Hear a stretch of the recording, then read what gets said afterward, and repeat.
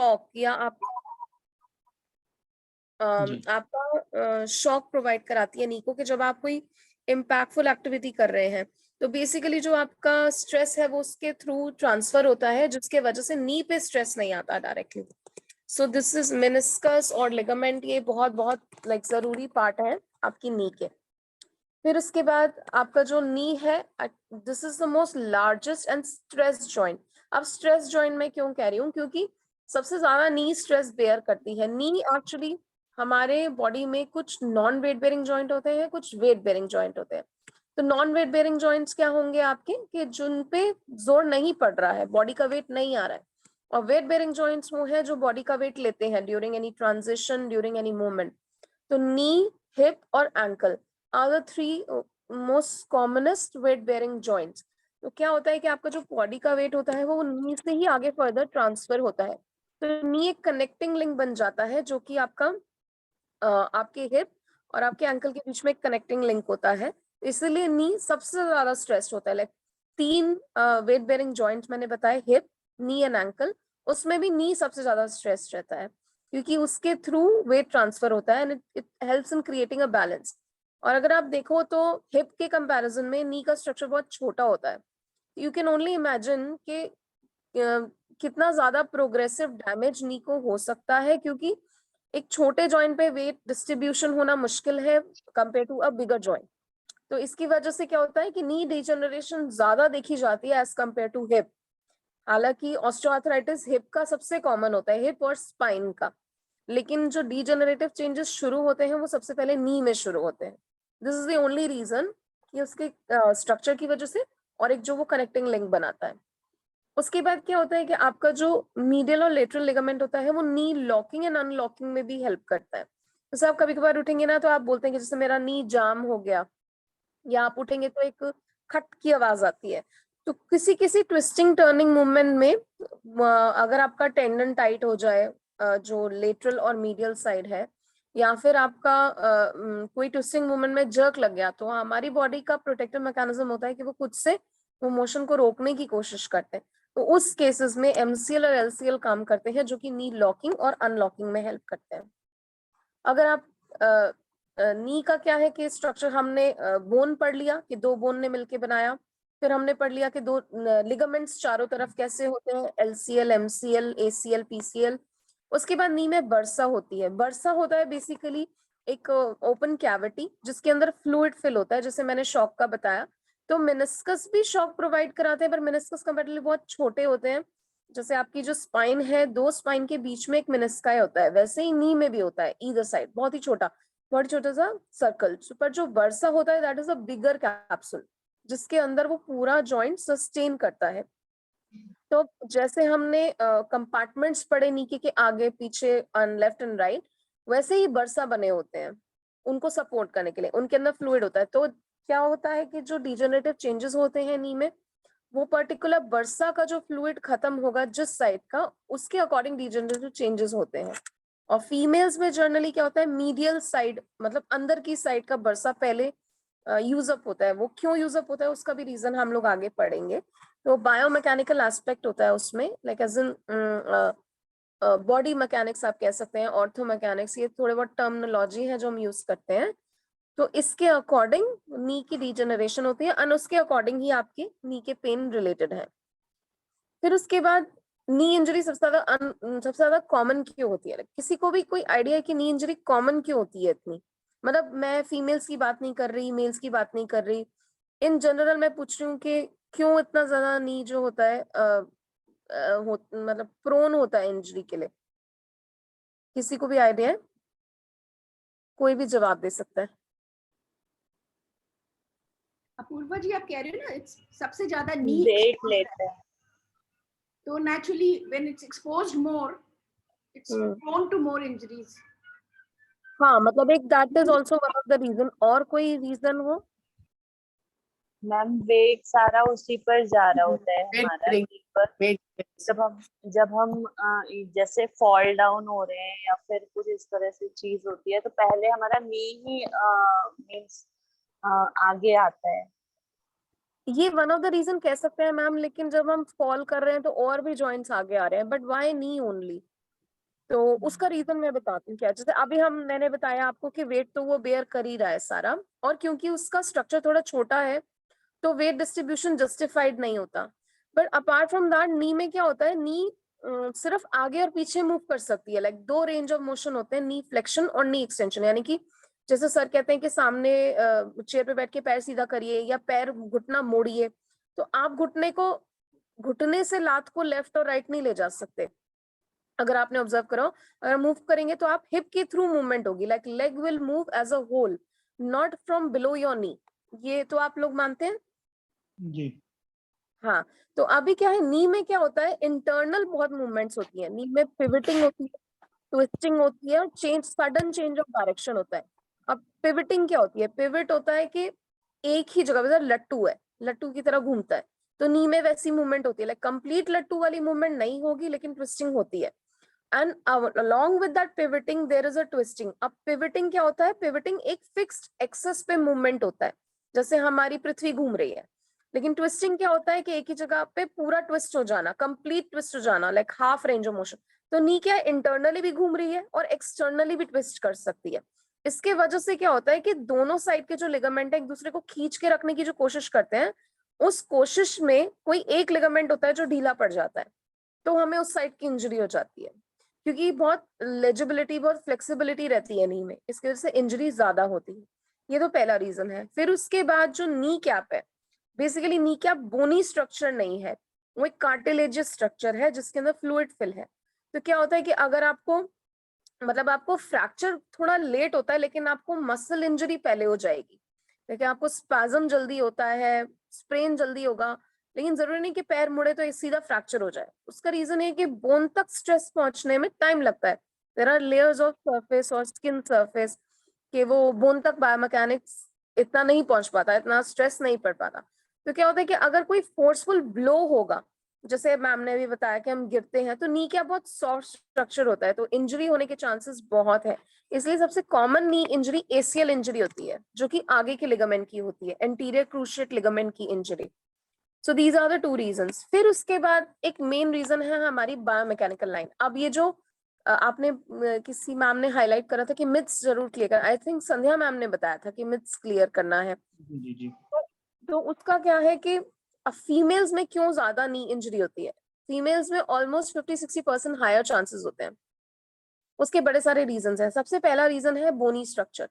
Mails में क्या होता है कि उनकी जो लॉन्ग बोन्स होती है, लॉन्ग बोन्स की जब हम बात करते हैं तो हम करते हैं जो हमारी थाई की बोन है, हमारे आर्म की बोन है, फीमर, टिबिया, फिबुला, जो सबसे लंबी बोन्स होती हैं, कनेक्टिंग बोन्स होती हैं। जैसे हमने अभी पढ़ा कि हमारी थाई की बोन और हमारी नीचे की लेग की बोन कनेक्ट करके नी जॉइंट बनाती है। तो फीमेल्स में क्या होता है कि लॉन्ग बोन्स बहुत स्ट्रांग होती हैं। जैसे हमने आई गेस बोन वाला सेशन किसी ने अटेंड करा हो तो हमने बोन डेंसिटी पढ़ा था, तो हमने उसमें पढ़ा था कि मैट्रिक्स, बोन मैट्रिक्स बनता है। तो वो क्या होता है, मेल्स में वो बहुत स्ट्रांग होता है मैट्रिक्स, फीमेल में वो बहुत लाइट होता है। तो पहली बात तो हमें वही मिल जाती है कि हमारा जो बोन है, अगर हमें कोई स्ट्रेस इंजरी हुई तो वो सस्टेन नहीं कर पाएगा। तो आप ये देखिए कि जो फंडामेंटल स्ट्रक्चर है हमारी नी का, वही काफी वीक है ना। तो बोन मैट्रिक्स ही काफी वीक है, तो चांसेस ज्यादा है हमें कि हमें एक ट्विस्टिंग इंजरी से, जिसमें सिर्फ किसी मेल काउंटर पार्ट को शायद सिर्फ स्प्रेन होके खत्म हो जाए, हमें उस कंडीशन में फ्रैक्चर भी हो सकता है। I mean this is one of the rarest chance कि हमें फ्रैक्चर हो, but then yes there is a possibility. फिर उसके बाद हमारी बात आती है बायोमैकेनिकल लाइन। अब दो कॉन्सेप्ट होते हैं, बायोमैकेनिकल लाइन और centre of gravity. Centre of gravity क्या होता है, हमारी बॉडी का एक सेंटर है जिसपे हमारी ग्रेविटी अलाइंड रहती है, जिसकी वजह से हम सीधे खड़े हैं।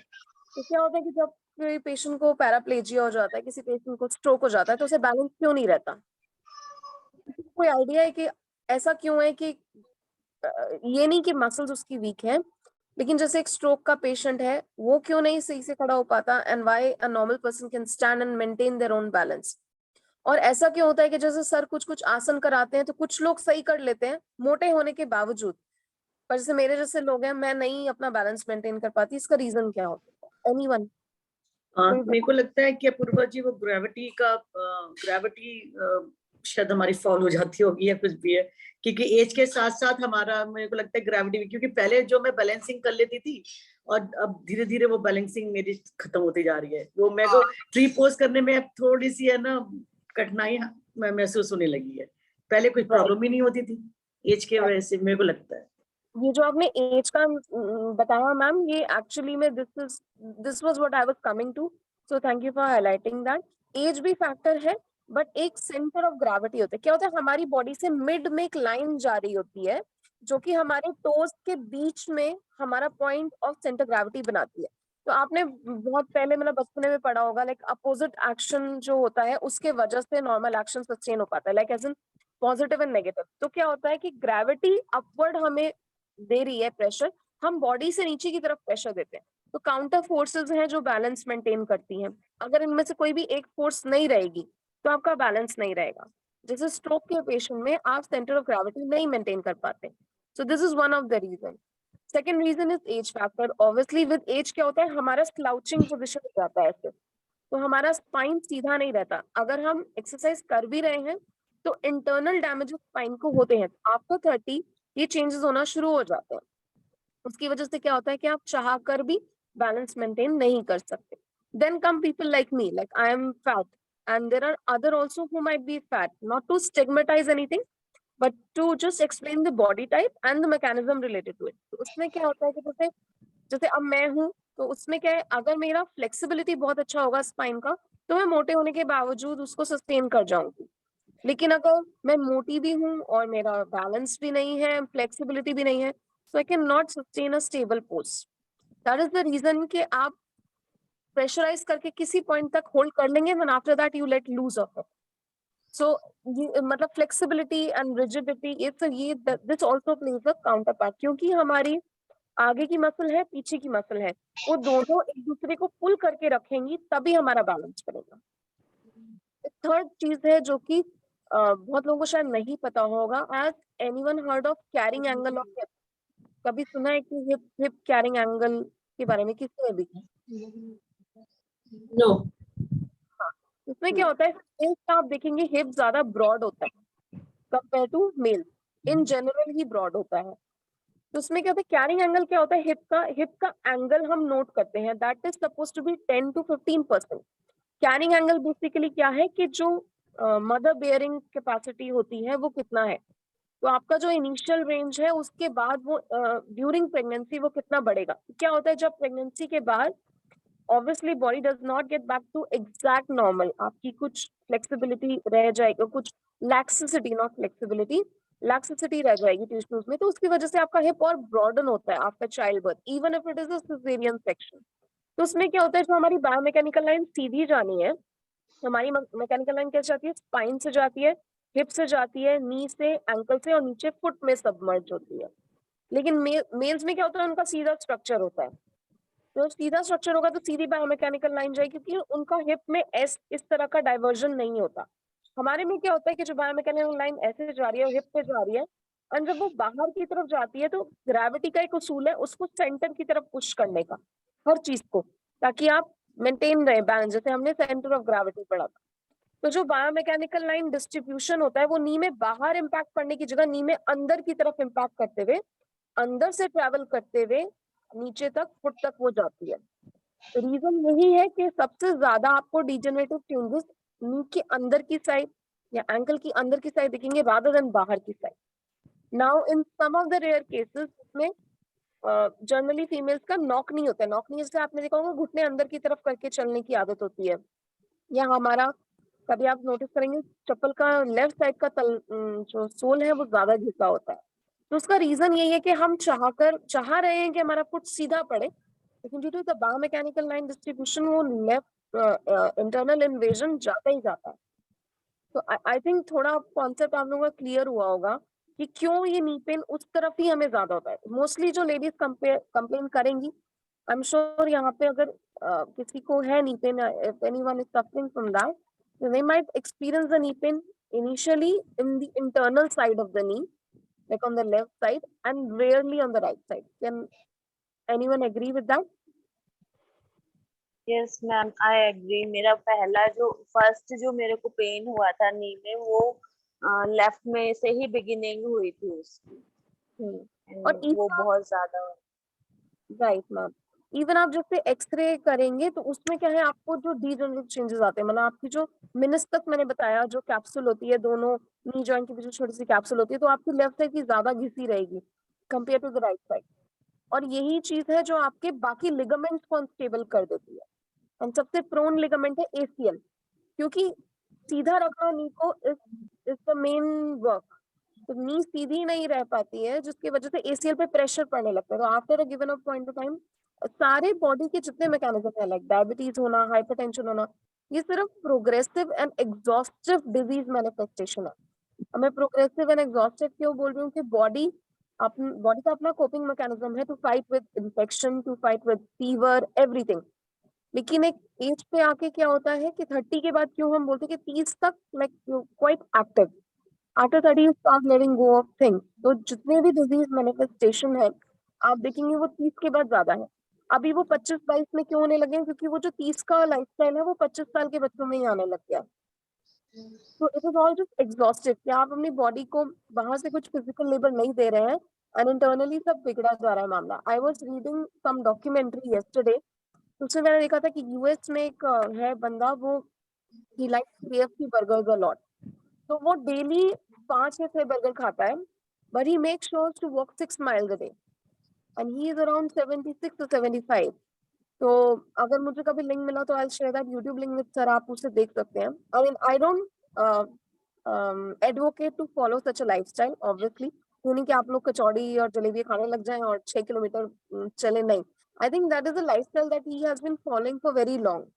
तो पर उसको डॉक्टर्स ने टेस्ट करा and they say he is in a very good healthy heart state, but I still find it very subjective. But then जैसे मैंने बताया, पेशेंट टू पेशेंट डिपेंड करता है बहुत ज्यादा, and he is also male, तो उसमें भी बहुत, क्योंकि कार्डियोवैस्कुलर रिस्क फैक्टर्स फीमेल में ज्यादा होते हैं कंपेयर टू मेल। हम लोग स्ट्रेस ज्यादा लेते हैं, लड़कों को कोई फर्क नहीं पड़ता, हमें हर चीज का स्ट्रेस लेना होता है, आज खाना क्या बनाना है, मोटर बंद करी नहीं करी, गाड़ी की चाबी मिल गई या नहीं।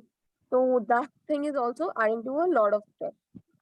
So this is actually the mechanism why knee injury is very common. Apart from instability and everything, age factor, आपका hip का carrying angle, everything plays a lot of role.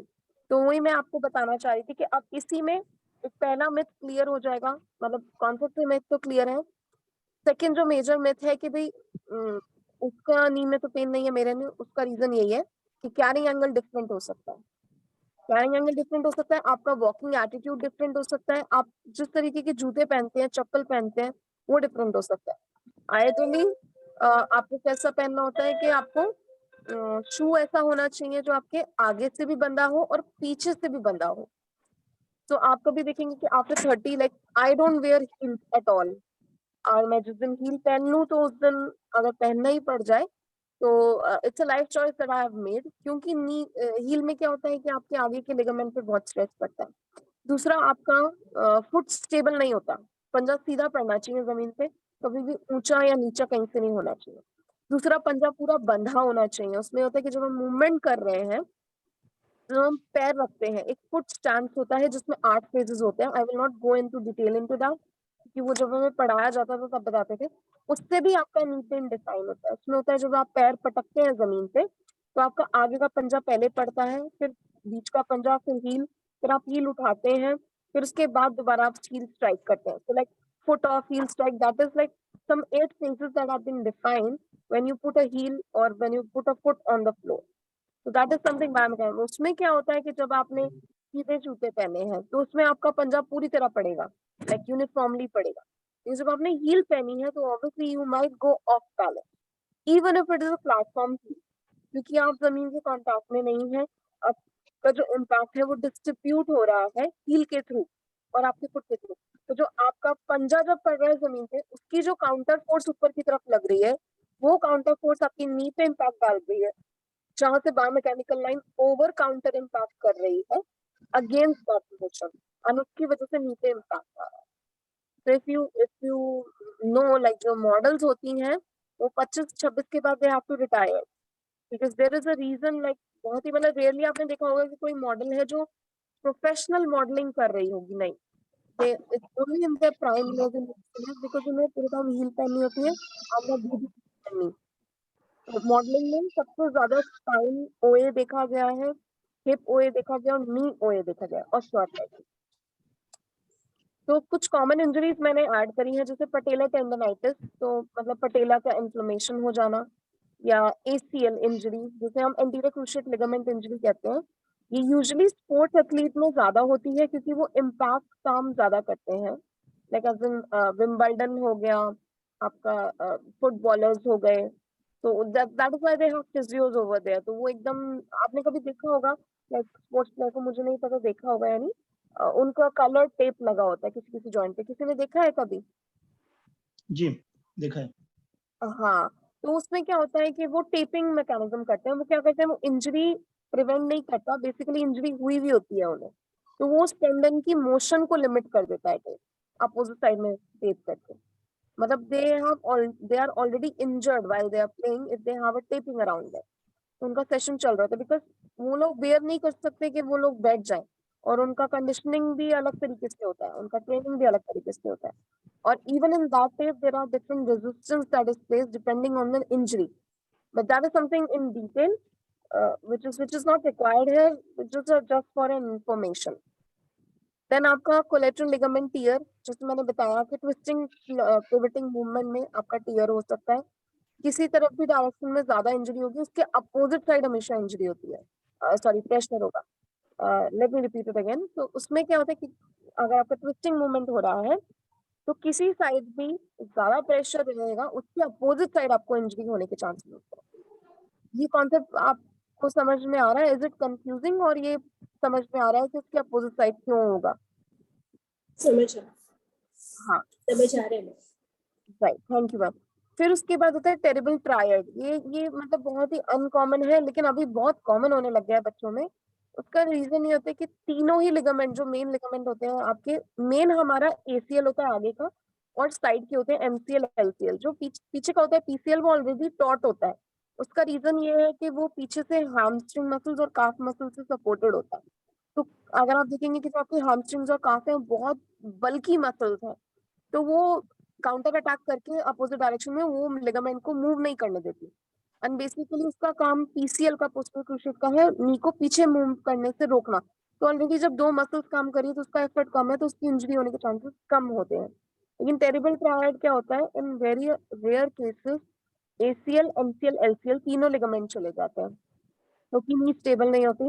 And then again a lot of thing plays role, कि कई लोगों को आपने देखा होगा पैर काफी पतले होते हैं बट अपर बॉडी काफी हैवी होती है। तब आप जो मैंने बायोमैकेनिकल लाइन बताई, यू कैन ओनली इमेजिन कि कैसे वो बायोमैकेनिकल लाइन डिस्ट्रीब्यूट हो रही होगी और क्या इंजरी के चांसेस हो सकते हैं। देन अब हम आते हैं कॉजेज ऑफ नी पेन। तो कॉजेज में सबसे पहले ACL इंजरी है, वो मैंने आपको एक्सप्लेन कर दिया कैसे आगे की बोन की वजह से होता है। देन आपके फ्रैक्चर हो सकते हैं। कई बार क्या होता है कि हमारी जो लॉन्ग बोन्स है उनमें हेयर लाइन फ्रैक्चर होता है, अनआइडेंटिफाइड, लेकिन किसी किसी की जैसे होता है पेन बेयरिंग क्षमता ज्यादा होती है। जैसे Nandita ma'am है, like despite her medical history as well, ma'am does yoga do 2 times a day, right ma'am? 2 बार करते ही है मैम। अब नहीं, बीच में मैंने करा था, but Okay. I do it in the morning। हाँ जी। हाँ, मतलब yeah, like still you might be experiencing pain because of your condition, but then you are still doing it, right? So I have no knee pain ji. I have no knee pain। not knee pain ma'am, in general, like because of RA, you told me like you have RA, right? couldn't get you ji. You have RA. Oh I yes, thought- yes, Right. yes। Yeah, so you might experience some stiffness in the morning or something like that. नहीं जी। Okay. So like मैं मतलब just an example, like सबका अपना अपना like pain bearing का है। अब जैसे ma'am is in her 60s, right? 61। हाँ जी। ठीक है। And I am in my 30s. But trust me, she does better than me. मैं नहीं कर पाती, मुझे बहुत पेन रहता है। लाइक मुझे अभी भी मुझे बॉडी में पेन है, मेरी काफ मसल टाइट है। Like I can not squat down because I did some weighted squats, तो मैं वो भी सस्टेन नहीं कर पाई। तो मैं वही बता रही हूँ कि पेन अब मुझे देख के लगेगा नहीं कि इतनी हट्टी कट्टी है, इसको कैसे दर्द नहीं बर्दाश्त हो रहा। पर कल I had my annual day and I had to stand all day long for narration, और मुझे पता है कि मैं घर बस मतलब एक स्टैचू बन के आई हूँ वापस। तो इमेजिन कि मैं 30 साल में मतलब मैं नहीं सस्टेन कर पा रही and she is able to do that. तो टेरिबल टायर्ड कई लोगों को होता है पर पता ही नहीं चलता उन्हें कि उन्हें नी इंजरी है या उन्हें इतना सिवियर डैमेज हो गया until unless they get that diagnosed. मतलब वो पेन भी नहीं होता उन्हें। एंड इमेजिन कि आपके 3 लिगामेंट गए हुए हैं और आपको पेन नहीं हो रहा है। तो दैट इसीलिए there is no comparison between one patient to another. Then आपका नेक्स्ट होता है टॉर्न मेनिस्कस। मतलब मेनिस्का क्या होता है, एक तो ट्विस्टिंग होगी, दब जाएगा या फिर वो अंदर से फट जाएगा, जिसे मांस फटना कहते हैं। बेसिकली मेनिस्कस फटता है आपका। फिर नी बर्साइटिस, आपने सुना नी की इन्फ्लेमेशन हो जाती है। जो मैंने बर्सा पढ़ाया जो कैप्सूल होती है उसका फ्लूइड जो फिल होता है उसके अंदर पस फ्लूइड फिल हो जाता है। तो बेसिकली वो इन्फ्लेमेशन कॉज करेगा। देन पटेला टेंडोनाइटिस कि आपका जो पटेला है आगे जो नी कैप है उसका सूजन हो जाना। Then causes of knee pain. तो कॉजेज ऑफ नी पेन में सबसे पहले मैकेनिकल कॉजेज हम पढ़ेंगे। मैकेनिकल एक हमने पढ़ लिया, biomechanical line. Then next is loose body. तो लूज बॉडी क्या होता है कि आपका जिससे जो बॉडी है थुलथुली कैसे आप कह सकते हैं। तो लाइक आपका क्या है ना, आपका वेट डिस्ट्रीब्यूशन बिल्कुल भी इवन नहीं है, तो उसकी वजह से आपको नी पेन होगा। एंड उसका कॉन्सेप्ट क्या है that I have explained already. Then आपका iliotibial band syndrome. Iliotibial band क्या होता है कि आपका एक लेटरल बैंड होता है लाइक जो आपके हिप से आउटर साइड ऑफ हिप से लेके आपके इनग्वाइनल एरिया, इनग्वाइनल एरिया आप लोग समझते हैं सर, जो आपका यूरिनरी एरिया है और हिप एरिया के बीच की जो लाइन है, लाइक आपका जो हिप जहाँ कनेक्ट हो रहा है, तो इनग्वाइनल एरिया से अंदर जाके एंड आपकी नी के लेफ्ट साइड में वो बैंड अटैच होता है। इलियोटिबियल बैंड, इलियो होता है इलियक मसल, इलियक क्रेस्ट होती है हमारी हिप बोन पे, तो वहां से लेके बाहर की तरफ हिप से लेके अंदर से जो आपका यूरिनरी पार्ट है और आपका हिप है उसके बीच में जो लाइन जा रही है जहाँ पे हिप कनेक्ट हो रहा है वहां से and then it connects on the medial line. अब आप समझ गए हैं कि ये जो बैंड है ये बेसिकली ट्विस्टिंग एंड पिवटिंग में हेल्प करता है। उसमें क्या होता है, जब आपको हिप पेन होता है, नी पेन होता है, तो ये बैंड भी टाइट हो सकता है। This is one of the cause. तो या तो ये बहुत ज्यादा टाइट हो जाएगा या फिर ये बहुत ज्यादा फ्लेक्सिबल हो जाएगा। इसका रीजन ये होगा कि दोनों ही सूटों में आपका रेंज ऑफ मोशन आपके कंट्रोल में नहीं रहेगा। कि अगर टाइट हो जाएगा तो आप मूवमेंट करेंगे और एक पॉइंट पे इतना तेज जोर लग सकता है कि आपको नी खट करके दैट बैंड ब्रेक्स ऑफ और आपको मेनिस्कल इंजरी हो जाए या लिगामेंट इंजरी हो जाए। और अगर ये लूज रहेगा तो आपकी नी इनस्टेबल रहेगी। तो दोनों ही सूटों में like excess of everything is bad. This band should be like it should also be train. तो जब हम पेरिफॉर्मिस वगैरह स्ट्रेच करते हैं तो इलियोटिबियल बैंड का भी स्ट्रेच करना बहुत बहुत जरूरी है। जनरली ये साइकिलिस्ट में ज्यादा होता है क्योंकि उन्हें पूरे टाइम साइकिलिंग करनी होती है। तो अगर आप साइकिलिंग का मूवमेंट देखेंगे तो वो लाइक आपका नी फ्लेक्शन, हिप फ्लेक्शन और एक्सटेंशन दोनों एक टाइम पे बहुत रिग्रेसली हो रहा है। फिर आपका नेक्स्ट है dislocated knee cap. Knee cap मैंने आपको बताया कार्टिलेज है, बोन नहीं है, इतना स्ट्रॉन्ग बोन नहीं होती। तो उसमें क्या होता है कि किसी किसी का नी कैप अगर आप इस पे स्पेशल टेस्ट वगैरह आप उठा के देखेंगे ना बता के पेशेंट को, तो वो हिल रहा होता है नी कैप। लाइक आप उठा के fluctuation, like there is one of the test in which we test the knee cap diversion. Special से हम स्पेशल डायग्नोस्टिक है जिसमें पेशेंट को लिटाया जाता है, फिजिकल एग्जामिनेशन से नी को देखा जाता है कि नी का जो अपर एंड है और लोअर एंड है, जो पटेला होता है वो सीधा होना चाहिए। जनरली क्या होता है, जो लोअर एंड ऑफ पटेला है वो अंदर की तरफ मूव्ड होता है, मतलब थोड़ा अलाइंड होता है अंदर की तरफ, और ऊपर वाला बाहर की तरफ। To why this is happening, to manage the biomechanical line and the weight distribution. लेकिन प्रोग्रेसिव से पटेलर डिस्लोकेशन भी हो सकता है जिसकी वजह से आपका नी ऑब्वियसली अनस्टेबल होगा, क्योंकि पटेलर डिस्लोकेशन होना या नी कैप का अनस्टेबल होना मतलब एसीएल का अनस्टेबल होना, because that is a connecting ligament and it does not have bigger bones or bigger muscle group to support it. पीछे जैसे मैंने बताया पीसीएल में काफ मसल और हैम्स होती हैं, पर नी कैप को सपोर्ट करने के लिए सिर्फ क्वाड्रिसेप्स मसल्स होती है। शिन पे नीचे टांग में तो इतनी कोई लार्ज मसल है नहीं, आपकी चंक नहीं है मसल का, लार्ज मसल है पर चंक नहीं है, तो वेट डिस्ट्रीब्यूशन ऑलरेडी कम हो जाएगा। देन आपका हिप या फुट पेन, जैसे मैंने आपको बताया अभी फुट को लेके कि आपका फुटवेयर कितना रोल प्ले करता है नी पेन में, क्योंकि वो जो लाइन जब आप पैर पटक रहे हैं तो जो प्रेशर लग रहा है उसके अगेंस्ट जो प्रेशर लगेगा तो उसके अकॉर्डिंग आपका हिप पेन और नी पेन भी डिफाइन होगा। देन आपके सिम्टम्स ऑफ नी पेन, तो जनरली ये बहुत ही जेनेरिक सिम्टम्स मैंने रखे हैं, आपको इनमें से कुछ सारे ही हो सकते हैं, इनमें से कुछ नहीं भी हो सकते हैं, और इनमें से कुछ भी नहीं हो सकते हैं। जैसे मैंने भी बताया कि किसी किसी को ACL, MCL, LCL भी उसका खराब होगा, फिर भी they are able to do it, without any pain। लेकिन आप किसी को खरोंच भी लग जाए, उसका भी मैग्नीफाइड पेन होता है।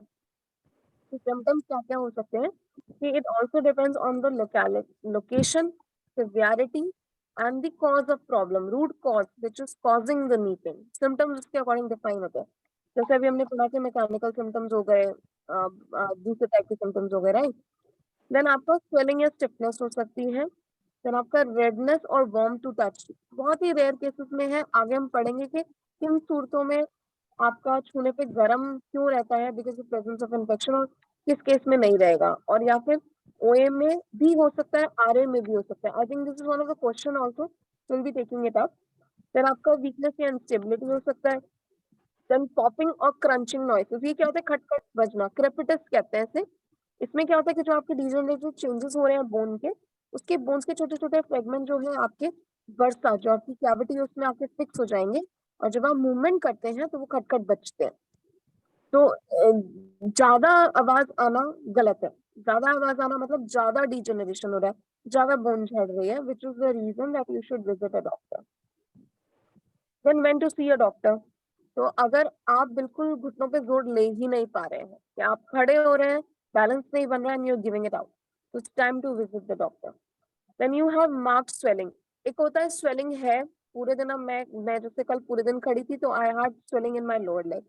तो मैं घर आके पैर ऊपर करके लेटती हूँ हमेशा फॉर 5 to 10 मिनट्स, बेड की तरफ लगा के या दीवार की तरफ लगा के, हिप्स हटा के, so that there is a back flow. तो मेरी स्वेलिंग चली गई। बट एक होता है कि स्वेलिंग आपकी है, पूरे टाइम परसिस्टेंट है, और at times it aggravates also and it is not resolving, then it's time to see a doctor. And you are unable to extend और फ्लेक्स और नी, मतलब जहाँ पे आपका रेंज ऑफ मोशन ही रिस्ट्रिक्ट हो गया। तो रेंज ऑफ मोशन अगर रिस्ट्रिक्ट हो गया तो कुछ और लोचा है उसमें, that is not something that is in your control any more. Then अगर आपको कोई डिफॉर्मिटी दिख रही है लेग या नी में, जैसे जैसे मैंने नॉक नी बताया, जैसे कई लोगों का नी ऐसे होता है, अंदर की तरफ लॉक होता है जब वो चलते हैं, आपने देखा होगा। तो ज्यादा नॉक नी नहीं होना चाहिए, क्योंकि eventually knee will give out and the effect and impact will be experienced on the hip and the foot. तो उसके वजह से क्या आपके डीजनरेटिव चेंजेस वहां भी आने शुरू हो जाएंगे। So you have to see a doctor before that.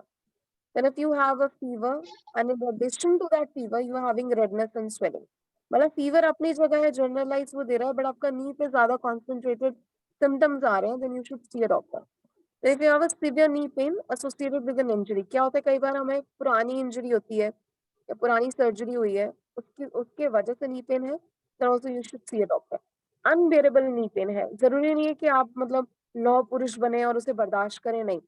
There is a stage in your age, like after 30, visiting a doctor is very healthy and very normal, because you never know what is going on inside. And even if you have the slightest of doubt, आजकल इतना diagnostic इतना अच्छा है, and we should be lucky that we have those amenities when even nowadays people don't have that. So we should visit a doctor as soon as possible. Then risk factors क्या क्या हो सकते हैं? Excess weight, मैंने बताया आपको कि wait distribution ज्यादा रहेगा, वेट डिस्ट्रीब्यूशन इवन नहीं होगा। उसमें क्या होगा कि जब आप स्पेशली जब आप अप एंड डाउन मूवमेंट करें, जैसे स्टेयर्स पे, तो उस पे क्या होता है कि सबसे पहली चीज डॉक्टर मना करता है कि सीढ़ियां बंद कर दो। सीढ़ियां बंद नहीं करनी होती, वेट रिड्यूस करना होता है। सीढ़ियां बंद कर देंगे तो उसकी वजह से आपका नी सेक्शन एक्सटेंशन बंद हो जाएगा। उसमें यह है कि आप उतरते हुए सीढ़ियों को इस्तेमाल कर सकते हैं, चढ़ते हुए नहीं। चढ़ते हुए हम अगेंस्ट ग्रेविटी मूवमेंट कर रहे होते हैं, उसमें हमारी एफर्ट ज्यादा लगती है। उतरते हुए ग्रेविटी हमें खुद ही खींच लेती है नीचे, इसमें 50% एफर्ट हो जाती है। जस्ट लाइक स्विमिंग पूल में आप मूवमेंट करना, आपका हाथ पैर चलाना आसान है, और खड़े खड़े एक्सरसाइज करना बहुत मुश्किल है, because of the buoyant force आपका 50% जो आपका एफर्ट है वो रिड्यूस हो जाता है। Then lack of muscle flexibility and strength, आपकी मसल में फ्लेक्सिबिलिटी नहीं, इतनी टाइट हैंड्स। और आपने देखा होगा जर्नली सर, मैंने नोटिस करा उनका routine which is like very scientifically done routine, के जैसे सर सूर्य नमस्कार या कुछ ऐसा कराएंगे ना, उससे पहले और उसके बाद सर स्ट्रेचिंग कराते हैं। मतलब एक सर रैबिट पोज और आपका कोबरा पोज आई गेस, या फिर माउंटेन पोज कराते हैं जनरली। तो उससे क्या होता है, आपकी पूरी, आप देखेंगे पूरे बैक की पूरी बैक मसल्स, आपकी पीछे की मसल्स पूरी स्ट्रेच होती हैं, एंड रैबिट पोज में आपकी आगे की मसल स्ट्रेच हो रही है, जो आपके जो हाथ पे वेट जाना है। देन आफ्टर सूर्य नमस्कार सर जनरली हैम सेल्फ क्वाड्स आपको स्ट्रेच कराते हैं। तो this is very very important, क्योंकि अगर आपका फ्लेक्सिबिलिटी नहीं रहेगा तो आपका रेंज ऑफ मोशन आप एक्सर्ट नहीं कर सकते, और अगर आप ओवर एक्सर्ट करेंगे तो इंजरी होने के चांसेस फॉर श्योर है। देन सर्टेन स्पोर्ट्स ऑक्यूपेशन, जैसे मैंने बताया विंबलडन है, बास्केटबॉल है, जहाँ पे कॉन्टैक्ट स्पोर्ट्स ज्यादातर कॉन्टैक्ट होते हैं, नॉन कॉन्टैक्ट स्पोर्ट्स होते हैं। कॉन्टैक्ट स्पोर्ट्स होते हैं जिसमें प्लेयर आपस में एक दूसरे से भिड़ सकते हैं, जैसे रेसलिंग हो गया, फुटबॉल हो गया, क्रिकेट कह सकते हैं कॉन्टैक्ट, क्योंकि आप बॉल या बैट के कॉन्टैक्ट में आ सकते हैं। नॉन कॉन्टैक्ट स्पोर्ट हो गया कि आप एरोबिक्स कर रहे हैं या फिर स्विमिंग कर रहे हैं, लाइक दैट। तो depending on the sport also injury के चांसेस होते हैं। देन अगर कोई पुरानी इंजरी है, ऑब्वियसली अगर पुरानी इंजरी है तो वो ज्यादा कॉन्ट्रीब्यूट करती है ना। हम डायग्नोस्टिक टेस्ट क्या क्या कर सकते हैं, तो उसमें स्पेशल टेस्ट होते हैं, जिसमें मैंने आपको बताया। One of the test that I told you, there are like almost I think 30 to 50 special test for knee, लेकिन हम सब में नहीं जाएंगे क्योंकि हमें यहाँ पे कोई क्लिनिक तो चलाना नहीं है। तो इट्स जस्ट फॉर नॉलेज कि हम, जैसे मैंने पटेलर टेस्ट आपको बताया कि patellar fluctuation test is one of the test, जिसमें हम पटेला उठा के देखते हैं ये सूजन कितनी है। And then there is a drawer test. Drawer test में हम पेशेंट को सीधा लेटाते हैं, नी उसकी मोड़ते हैं, एंड देन नी के पीछे दोनों हाथ रख के हम नी को आगे फुट को स्टेबल करके नी को आगे खींचने की कोशिश करते हैं। तो उसमें क्या होता है कि अगर आपका एसीएल इंजरी है या एसीएल अनस्टेबल है तो एसीएल बाहर को पॉप्ड अप हो जाता है। So that is the test which is positive, and then the further diagnosis are offered. I mean, it's a very methodical procedure. India में क्या रहता है कि एक डॉक्टर को 100 पेशेंट देखने होते हैं। अभी वो हर पे टेस्ट करने लग गया तो it's not feasible enough to just you know, and shift भी 3 घंटे की है, देखकर भी सबको जाना है, सबको एक्सरे एमआरआई भी बताना है, तो वो अपना उन्होंने स्टेप्स एकदम ट्रिम डाउन कर दिए हैं। बट आइडियली जो प्रॉपर टेस्ट होते हैं उसमें हम सारे special test and everything we have to do every single test to you know finally reach to a conclusion. Then आपका हो गया ये हो गया आपके डायग्नोस्टिक टेस्ट, लाइक जो फिजिकल टेस्ट है। Then we come to imaging test. तो इमेजिंग टेस्ट क्या कह सकते हैं? नी एक्सरे आपने सुना है, एमआरआई सुना है। एक्सरे और एमआरआई में क्या डिफरेंस है, कोई मुझे बता सकता है? बहुत ही बेसिक है ये, like anyone can tell me कि एक्सरे तो करा रहे हैं तो एमआरआई की क्यों जरूरत है? कोई भी बताना चाहेगा? मतलब not like a viva, bones के लिए होता है, जनरली बोन्स का लोकेशन के बारे में क्लियर पिक्चर देता है। I don't know about MRI. Right ma'am. What about MRI? Ma'am sections. हाँ सेक्शन है, हाँ कह सकते हैं। एक्चुअली क्या होता है, बहुत सिंपल सा डिफरेंस ये है कि x ray is just for the bony imaging, आपकी बोन्स पता चलेंगी, generalize information, and MRI is for the soft tissues. तो सॉफ्ट टिश्यूज में क्या होता है, आपके मेनिस्कस, लिगामेंट सब कुछ दिख जाएंगे। एंड एमआरआई में आजकल कलर्ड एमआरआई भी आ रहा है, तो उसके अंदर आपके लिगामेंट, सॉफ्ट टिश्यू को अलग अलग दिखते हैं। तो आपकी जो एक डिटेल पिक्चर है, क्या होता है एमआरआई में, जब वो खट खट खट घूमती है। आप में से किसी ने एमआरआई कराया है कभी? कराए जी, कराए। हाँ कराया है। राइट, तो उसमें ऐसी और नी का ही करवाया है, नी का ही करवाया एमआरआई। तो उसमें ऐसी आवाजें आती हैं जैसे जैसे कैमरा क्लिक हो रहा हो, खच खच खच खच खच खच खच। राइट, तो वो क्या होता है कि वो फ्रैक्शन ऑफ सेकंड पे आपका जो आपका नी है उसके स्लाइस, समझ लीजिए कि आपकी घुटने के जैसे आम के हम स्लाइस करते हैं छोटे छोटे छोटे छोटे वैसे, या खीरा काटते हैं वैसे स्लाइसेस वो आपके सेक्शन की इमेजिंग लेता है। तो वो इतनी डिटेल्ड इमेजिंग होती है। तो उसमें सॉफ्ट टिश्यू की प्रोग्रेसिव, तो एमआरआई की आपने रिपोर्ट भी देखी होगी कि उसमें बहुत छोटे छोटे स्क्वायर सेक्शन होते हैं।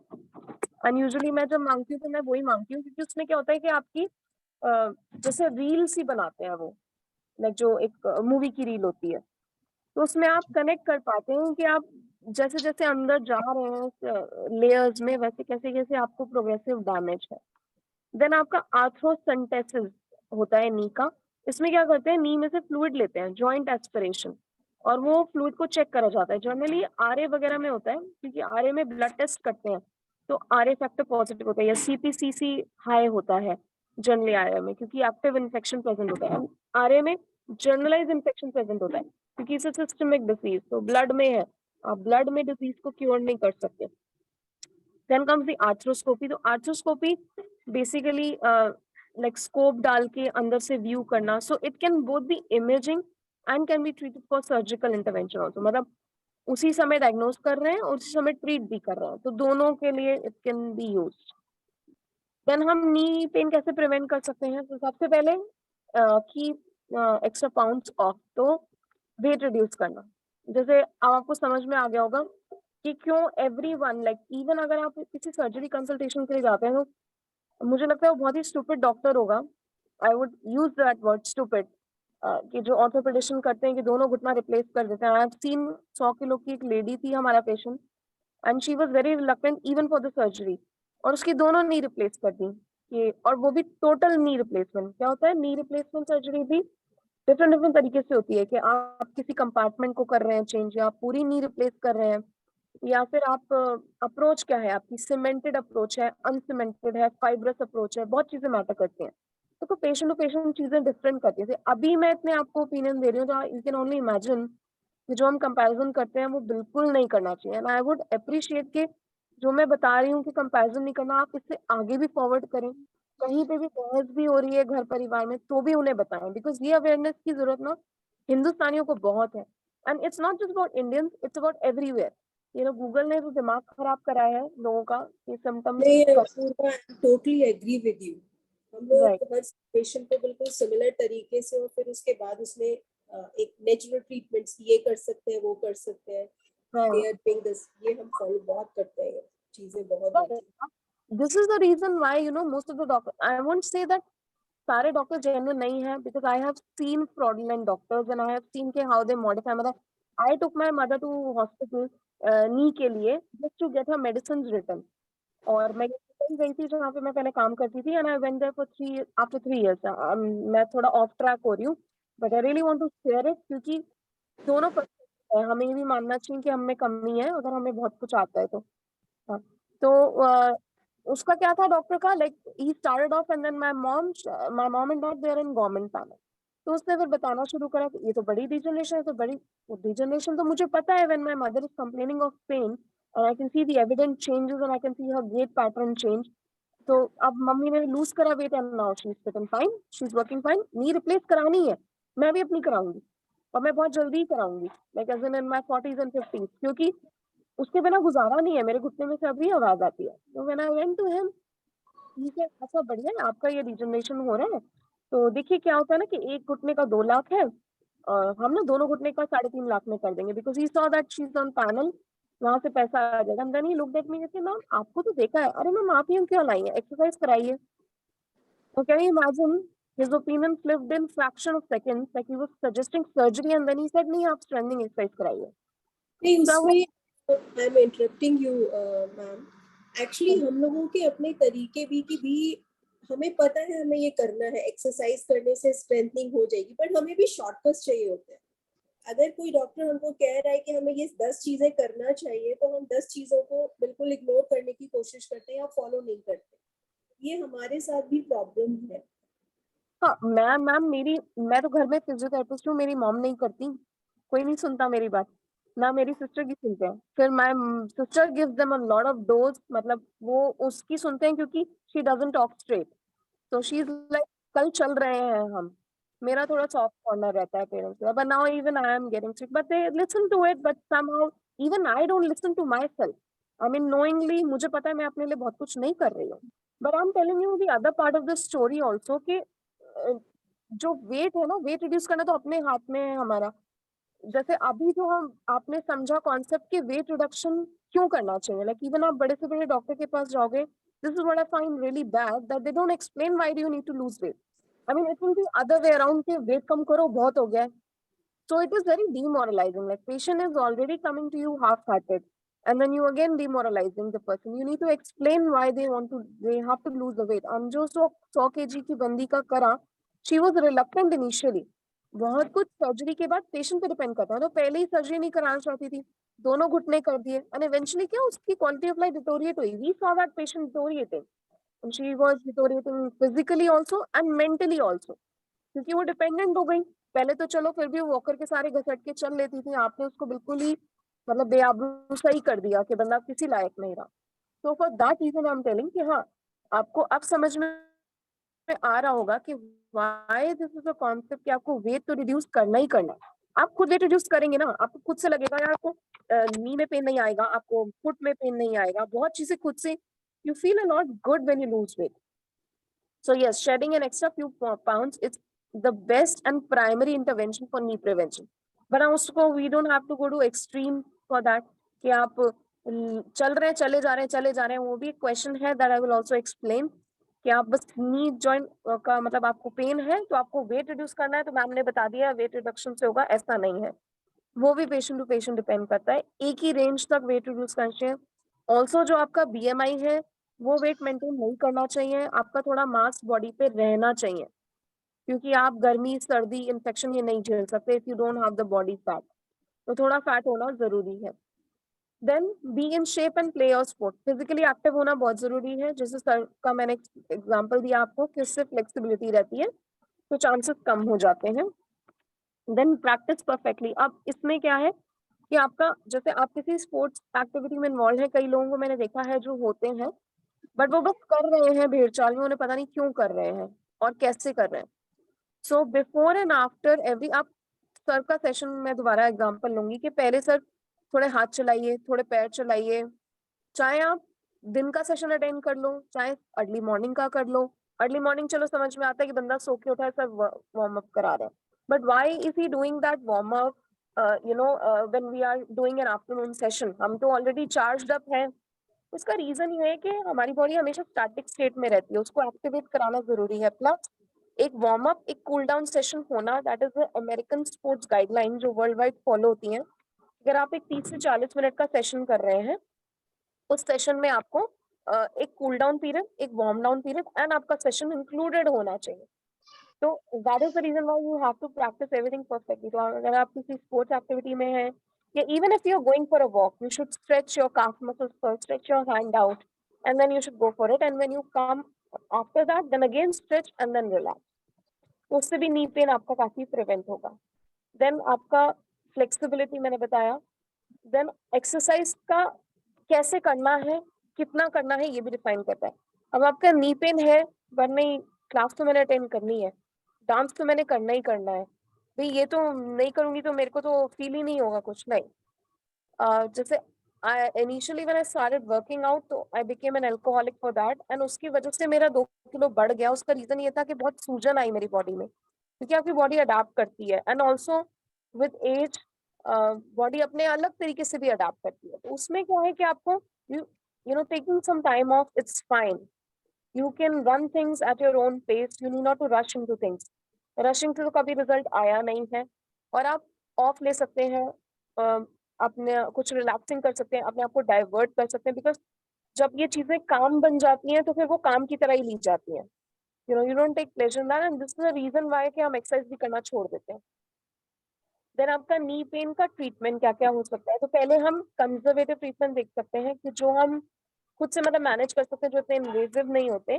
तो उसमें एक राइस थेरेपी होती है। राइस क्या होता है? Rest, ice, compression, elevation. Now again ये सबको एडवाइस नहीं है, डिपेंड्स ऑन कंडीशन। उसमें क्या करते हैं हम, ये जनरली स्पोर्ट्स पर्सन में भी यूज होता है। तो उसमें क्या होता है? Rest, ice, compression, elevation. मतलब कि आपने रेस्ट देना है नी को, एक प्रॉपर पोजिशन में देना है रेस्ट, फिर उसके बाद उस पर आइस लगा सकते हैं। जनरली सूजन के लिए, वो भी हम आगे पढ़ेंगे कि किसको आइस किसको हॉट लगाना चाहिए, जो आपका एक क्वेश्चन भी है शायद किसी का। देन आप आइसिंग दे सकते हैं। कंप्रेशन का मतलब ये नहीं कि आप रात को बैंडेज पहन के सो जाए, ऑल्सो रात को बैंडेज नहीं पहननी चाहिए। हमारी आदत होती है बहुतों की, मेरी मदर की भी थी, वो छुड़वा दी गई है अब बहुत सुना के। ये नहीं करना है कि मूव लगा के रात को लगा के सो गए, नहीं। रात को your 50% of body is not working और नॉट फंक्शनिंग, और आपका सर्कुलेशन भी रिड्यूस होता है। अब सुबह उठ के सूजन क्यों होती है? क्योंकि आपकी जो काउंटर मसल्स है वो रात को एक्ट नहीं कर रही होती। आपकी वन ग्रुप ऑफ मसल है, आप लूज स्टेट में है, तो आपका सूजन, आपको बीमारी नहीं हुई है, बेसिकली आपका सर्कुलेशन अच्छा नहीं रहा है, तो वो रिजॉल्व भी हो जाती है। सो कंप्रेशन करना है नी पेन में, but then in your active state, not at night. कि आप रात को बांध के सो गए, वो पूरा सर्कुलेशन रोक देगा।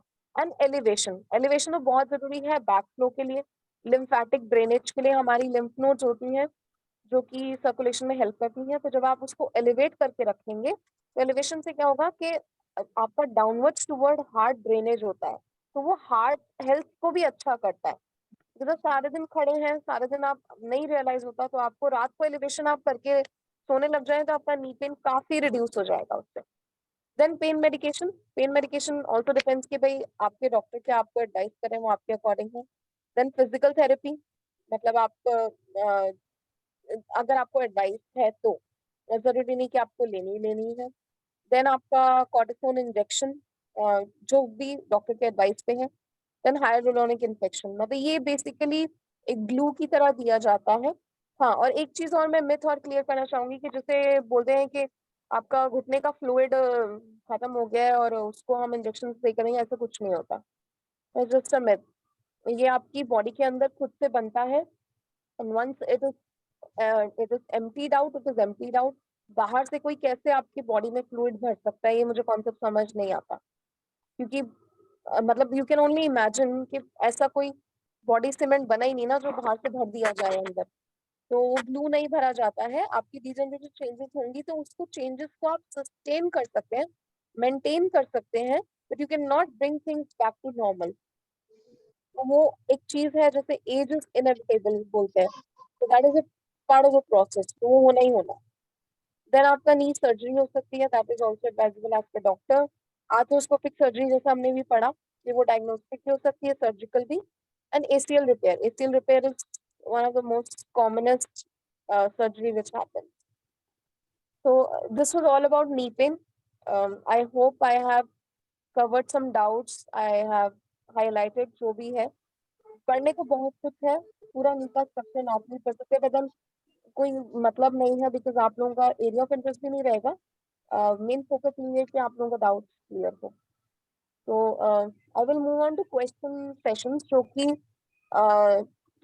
सर ने मुझे पोस्ट कर दिए थे ग्रुप में, तो I have taken the liberty to collect question. पहले हम ये वाले क्वेश्चन ले लेते हैं, अगर इसमें से कोई क्वेश्चन मतलब छूट जाए या कुछ, तो we can take it up again, right? Apurva ji ये बताइए कि एलिवेशन आपने बताया तो कितने मिनट तक आप पैर ऊपर रख सकते हैं, उसके लिए जो इन्फॉर्मेशन उसके लिए ड्रेनेज जो आप बता रहे थे अभी? हाँ, you are not uncomfortable, ideally 10 से 15 मिनट तो रखना चाहिए। मैं एलिवेशन बिल्कुल स्ट्रेट करती हूँ, लाइक हिप से सटा के और पैर ऊपर करके, मतलब अगर मैं वो ना करूँ तो मैं रात को नहीं सो सकती। आई am that crippled with that. और एक सॉर्ट ऑफ एडिक्शन भी हो जाता है कि जब आप ये करने लगते हैं तो आपको उसी से आराम आता है। तो 5 या 10 मिनट आप कर सकते हैं। तो उसमें अलग मॉडिफिकेशन ये है कि आपको रात को सोते हुए आप 2 या 3 तकिए रख के उसके ऊपर रख के पंजे चला सकते हैं। आइडिया ये है कि back flow to heart promote करने का, the main idea is that. Okay, तो ठीक है, तो पहला क्वेश्चन था how to identify between knee pain and arthritic pain. तो ये जिसका भी क्वेश्चन था मैं बता देती हूँ मैम कि आर्थराइटिक पेन और नी पेन का कोई रिलेशन नहीं होता, दोनों अलग कंडीशंस हैं। और बेसिकली एक स्पेशल टेस्ट होता है blood test which is CPC blood test. तो उसके अंदर केराटिनिन फॉस्फेट करके है, वो लेवल आपका डिटेक्ट करते हैं सीरम, वो इंक्रीज होता है। जैसे मैंने आई थिंक प्रेजेंटेशन के बीच में भी बता दिया था कि जो आपका सीरम लेवल होता है, अगर पस होगा, इन्फेक्शन होगा, तो उससे आर्थराइटिक चेंजेस ज्यादा होते हैं। यूजुअली जो वार्मथ होती है वो आर्थराइटिक पेशेंट में ज्यादा देखी गई है, कि जो जो घुटना छूने पे जो गर्म लगता है वो एक आर्थराइटिक पेशेंट में ज्यादा ऑब्जर्व होती है as compare to non arthritic patient.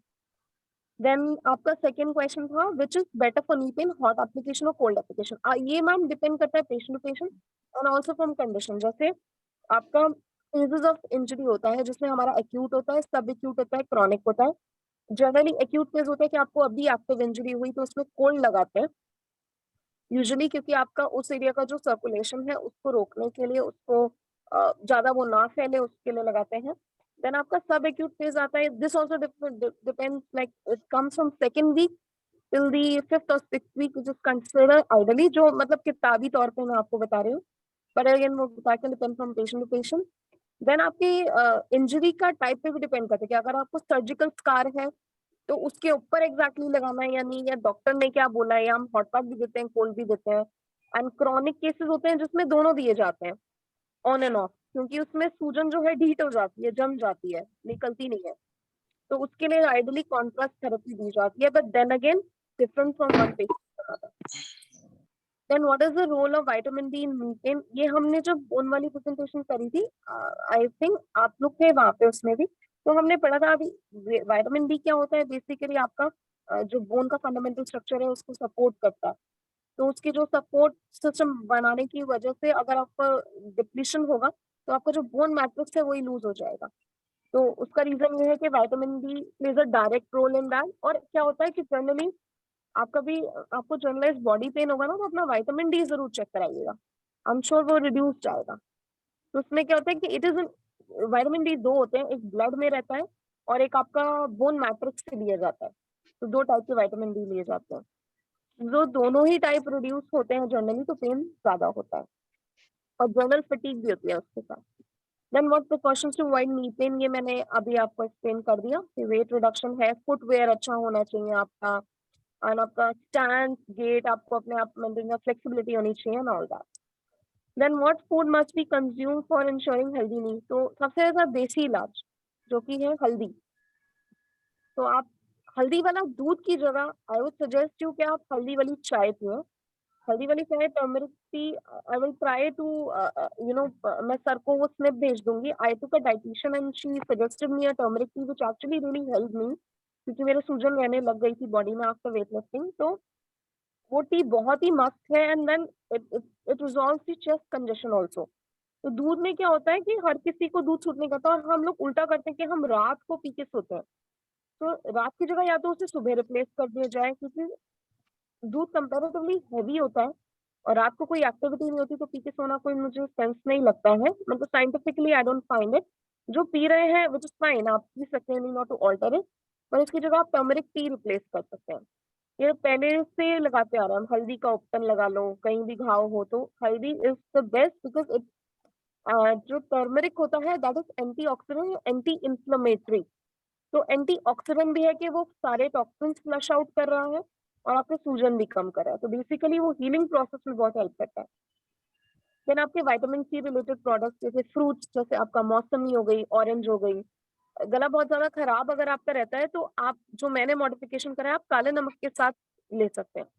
तो काला नमक क्या होता है, बहुत ही लाइट होता है and then it flushes out also, तो आपका पेट भी साफ करने में हेल्प करता है।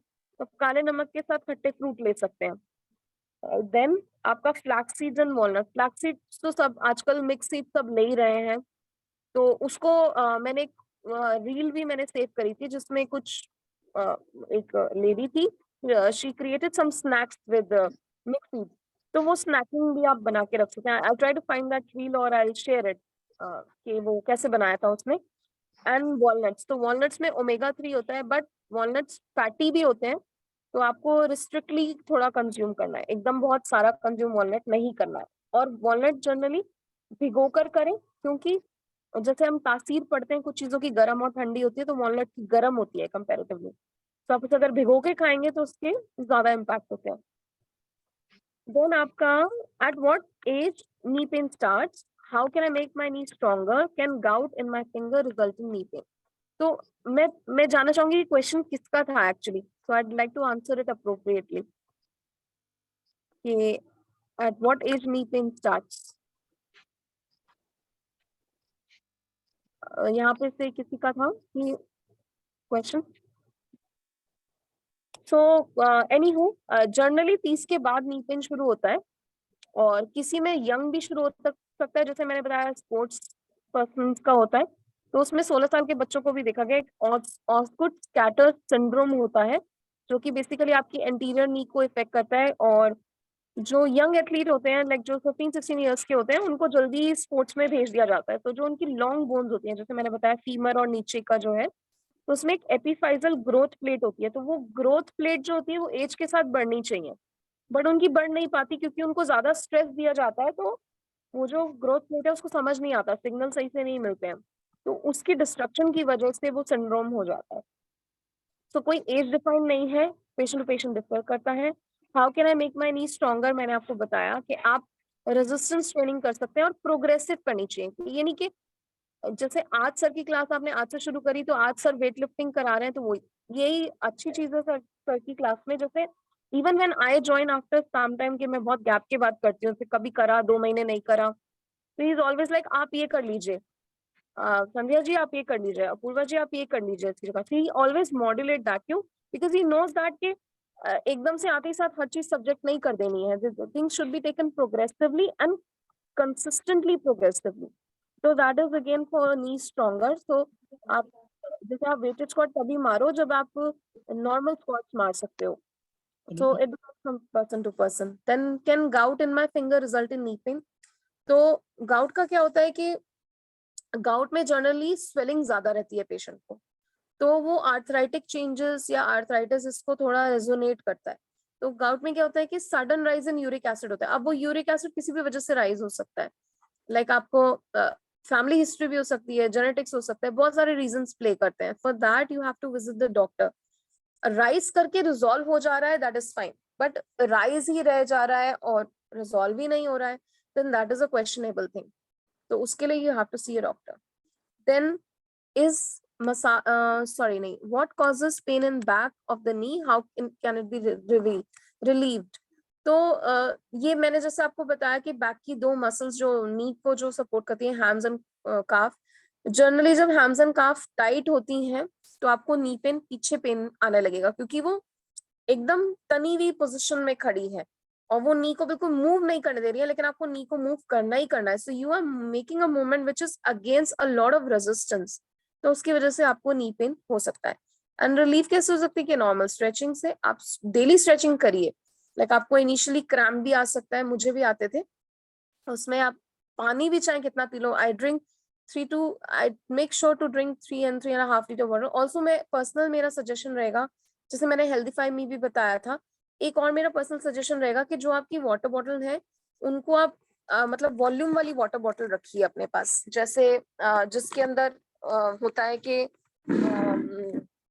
3 लाइक लिखा होता है कि 600 ml की है, ये 300 ml की है, तो ये लिखना जरूरी है, ये रखना जरूरी है। सर 1 सेकंड मैं होल्ड पे डाल रही हूँ, 1 सेकंड के लिए मैं वीडियो स्टॉप कर रही हूँ।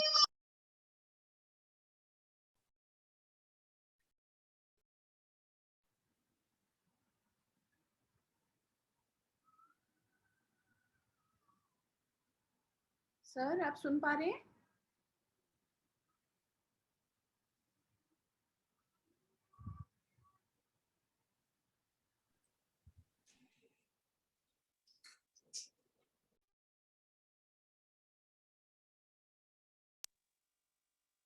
जितनी बातें आपको बताई जा रही है इनको अप्लाई भी कर लिया कीजिए आप लोग ना, जरा स्ट्रेचिंग वाली और बाकी चीजें भी, ठीक है ना? सर आपकी तो सुनते हैं हम सर। सुनने में तो बड़ा अच्छा लगता है, सब करना भी जरूरी है। करते भी तो हैं सर आप मेरा करते तो भी तो हैं। सर मेरा नी पेन जा चुका है बिकॉज ऑफ स्ट्रेचिंग जो आपने बताई थी। चलिए बहुत बढ़िया है। सर बहुत मैं बढ़िया। उससे रिकवर कर गई हूँ, लेकिन मेरे को हील्स में पेन है अभी, हील उसका पहनना मेरे छोड़ को दीजिए फिर आप, चल कोई रहा है। बात नहीं, उसमें शादी तो पार्टियां हील्स तो कमिटमेंट पहनती नहीं, तो हील्स नहीं पहनती मैं, नॉर्मल शूज भी पहनना मुश्किल हो रहा है। एनसीसी के शूज आते थे वो पहनिए आप, बूट टाइप। जी अपूर्वा जी बताएं। एक डीकैथलॉन तो सबको पता ही होगा, जो डीकैथलॉन के शूज हैं बहुत ही कंफर्टेबल है, बहुत बहुत कंफर्टेबल है, और उसमें मॉडिफिकेशंस भी हैं बहुत सारी, like for females and all. तो मैं थोड़ा इधर और उधर देखती रहूंगी क्योंकि मैं मतलब बैटरी डिस्चार्ज हो गई थी मेरी, तो सॉरी फॉर दैट। तो नेक्स्ट क्वेश्चन था कि इस massage good for knee pain. तो मसाज तो जनरली कराइए, सब करानी चाहिए, और आप किसी सर्टिफाइड से जरूर कराइए, दाई माँ से कराने की जरूरत नहीं है। उनके हाथ पे बहुत, हम लोग का इतना नहीं है कि हम लोग इतना वो स्ट्रेस जो है मसाज हम सस्टेन करता हूँ। एक ऐप है which is like Yes Madam app है, just like Urban Clap, I will share that link also. तो आप उसमें रजिस्टर कर सकते हैं, बेस्ट मसाज होती है massage also take on and off। तो उसके अंदर they put some Ayurvedic material और वो उस पोटली से ही पूरी बॉडी में मसाज करते हैं। ट्रस्ट मी, एक ही सेशन में बहुत स्वेलिंग जाती है, और कोई भी थेरेपिस्ट करे हमेशा उसकी जो मसाज है वो होनी चाहिए नीचे से ऊपर की तरफ, not the other way around. क्या होता है मसाज का कॉन्सेप्ट कि हम अपना जो लिम्फेटिक नोड्स है उसके तरफ हम लोग प्रमोट करते हैं कि उधर उधर सर्कुलेशन हम सोचते हैं ताकि वहां से फर्दर सर्कुलेशन आए और वो पूरी बॉडी में इवनली स्प्रेड हो, तभी आपका स्वेलिंग रिड्यूस होगा। That is the only way the swelling can be reduced. तो आपको मसाज तो you can take like not just for knee pain, your general body stiffness, या फिर for relaxation, and also massage gives you a lot of mental peace. तो वो mental peace के लिए भी you should do it. Then what are the causes of knee pain? वो हमने cover up कर लिया है. Then is walking 10,000 steps daily a good for knee pain? अब ये भी depend करता है person to person. इसमें मैं जो PPT शेयर करूंगी तो ये जो क्वेश्चन है that is only 22nd slide, और उस क्वेश्चन के आगे एक लिंक है, तो आप उस लिंक को खोलेंगे तो उस लिंक में है कि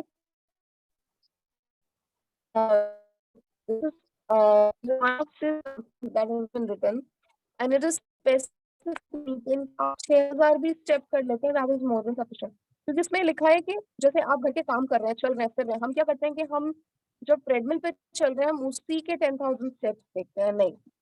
तो बेसिकली जब आप, एक होता है नीट होता है, मुझे उसकी फुल फॉर्म नहीं पता, तो जब आप कैलोरी बर्न नहीं कर पा रहे तो नीट एक क्या मेथड होता है कि आपकी जो आप घर के काम कर रहे हैं, जैसे Sunday after coming from gym मैं कपड़े धोती हूँ और अभी हाथ के आपका सेमी ऑटोमेटिक मशीन जिससे मैं ही धोती हूँ, उससे मेरा आर्म का एक्सरसाइज हो जाता है एंड मैं घड़ी पहन के करती हूँ तो मेरे 200 से 300 कैलोरी बर्न हो जाते हैं। मैं इसका मतलब ये नहीं कि आप लोग भी कपड़े अपनी ऑटोमेटिक मशीन छोड़ के सेमी ऑटोमेटिक ले आए और कपड़े धोने लग जाएं कि 200-300 कैलोरी बर्न करनी है, ये नई कॉन्सेप्ट है। तो मेरा आइडिया देने का ये है कि नीट में ये होता है कि if you are not able to take out time for to sustain a particular the physical activity or physical lifestyle, so you can make use of your daily activities as physical activities।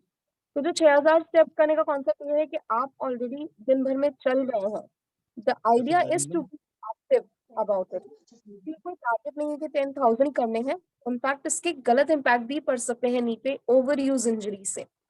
तो वो जो article है उसे जरूर पढ़िएगा, blog है, it's a very interesting blog and they have explain why it is like 6000 भी करने से क्यों बेटर है rather than doing 10,000 and hurting your knees। Then knee pain in Vajrasan, what are the reasons for the pain and pressure in knee during this pose and why does pain increases during movement with weight? Okay, तो वज्रासन का क्या है कि नी basically क्या है ना कि आपका जो नी है जैसे मैंने बताया, जस्ट सेकंड, ओके, तो क्या होता है कि जब किसी किसी का ना जैसे हैम्स और आपका एंकल काफ ये बहुत टाइट रहती है, राइट। तो क्या होता है कि जो आपका लोअर बॉडी होता है उसका पूरा जॉइंट आपका एंकल और नी पे आता है, ये हमने पढ़ लिया है।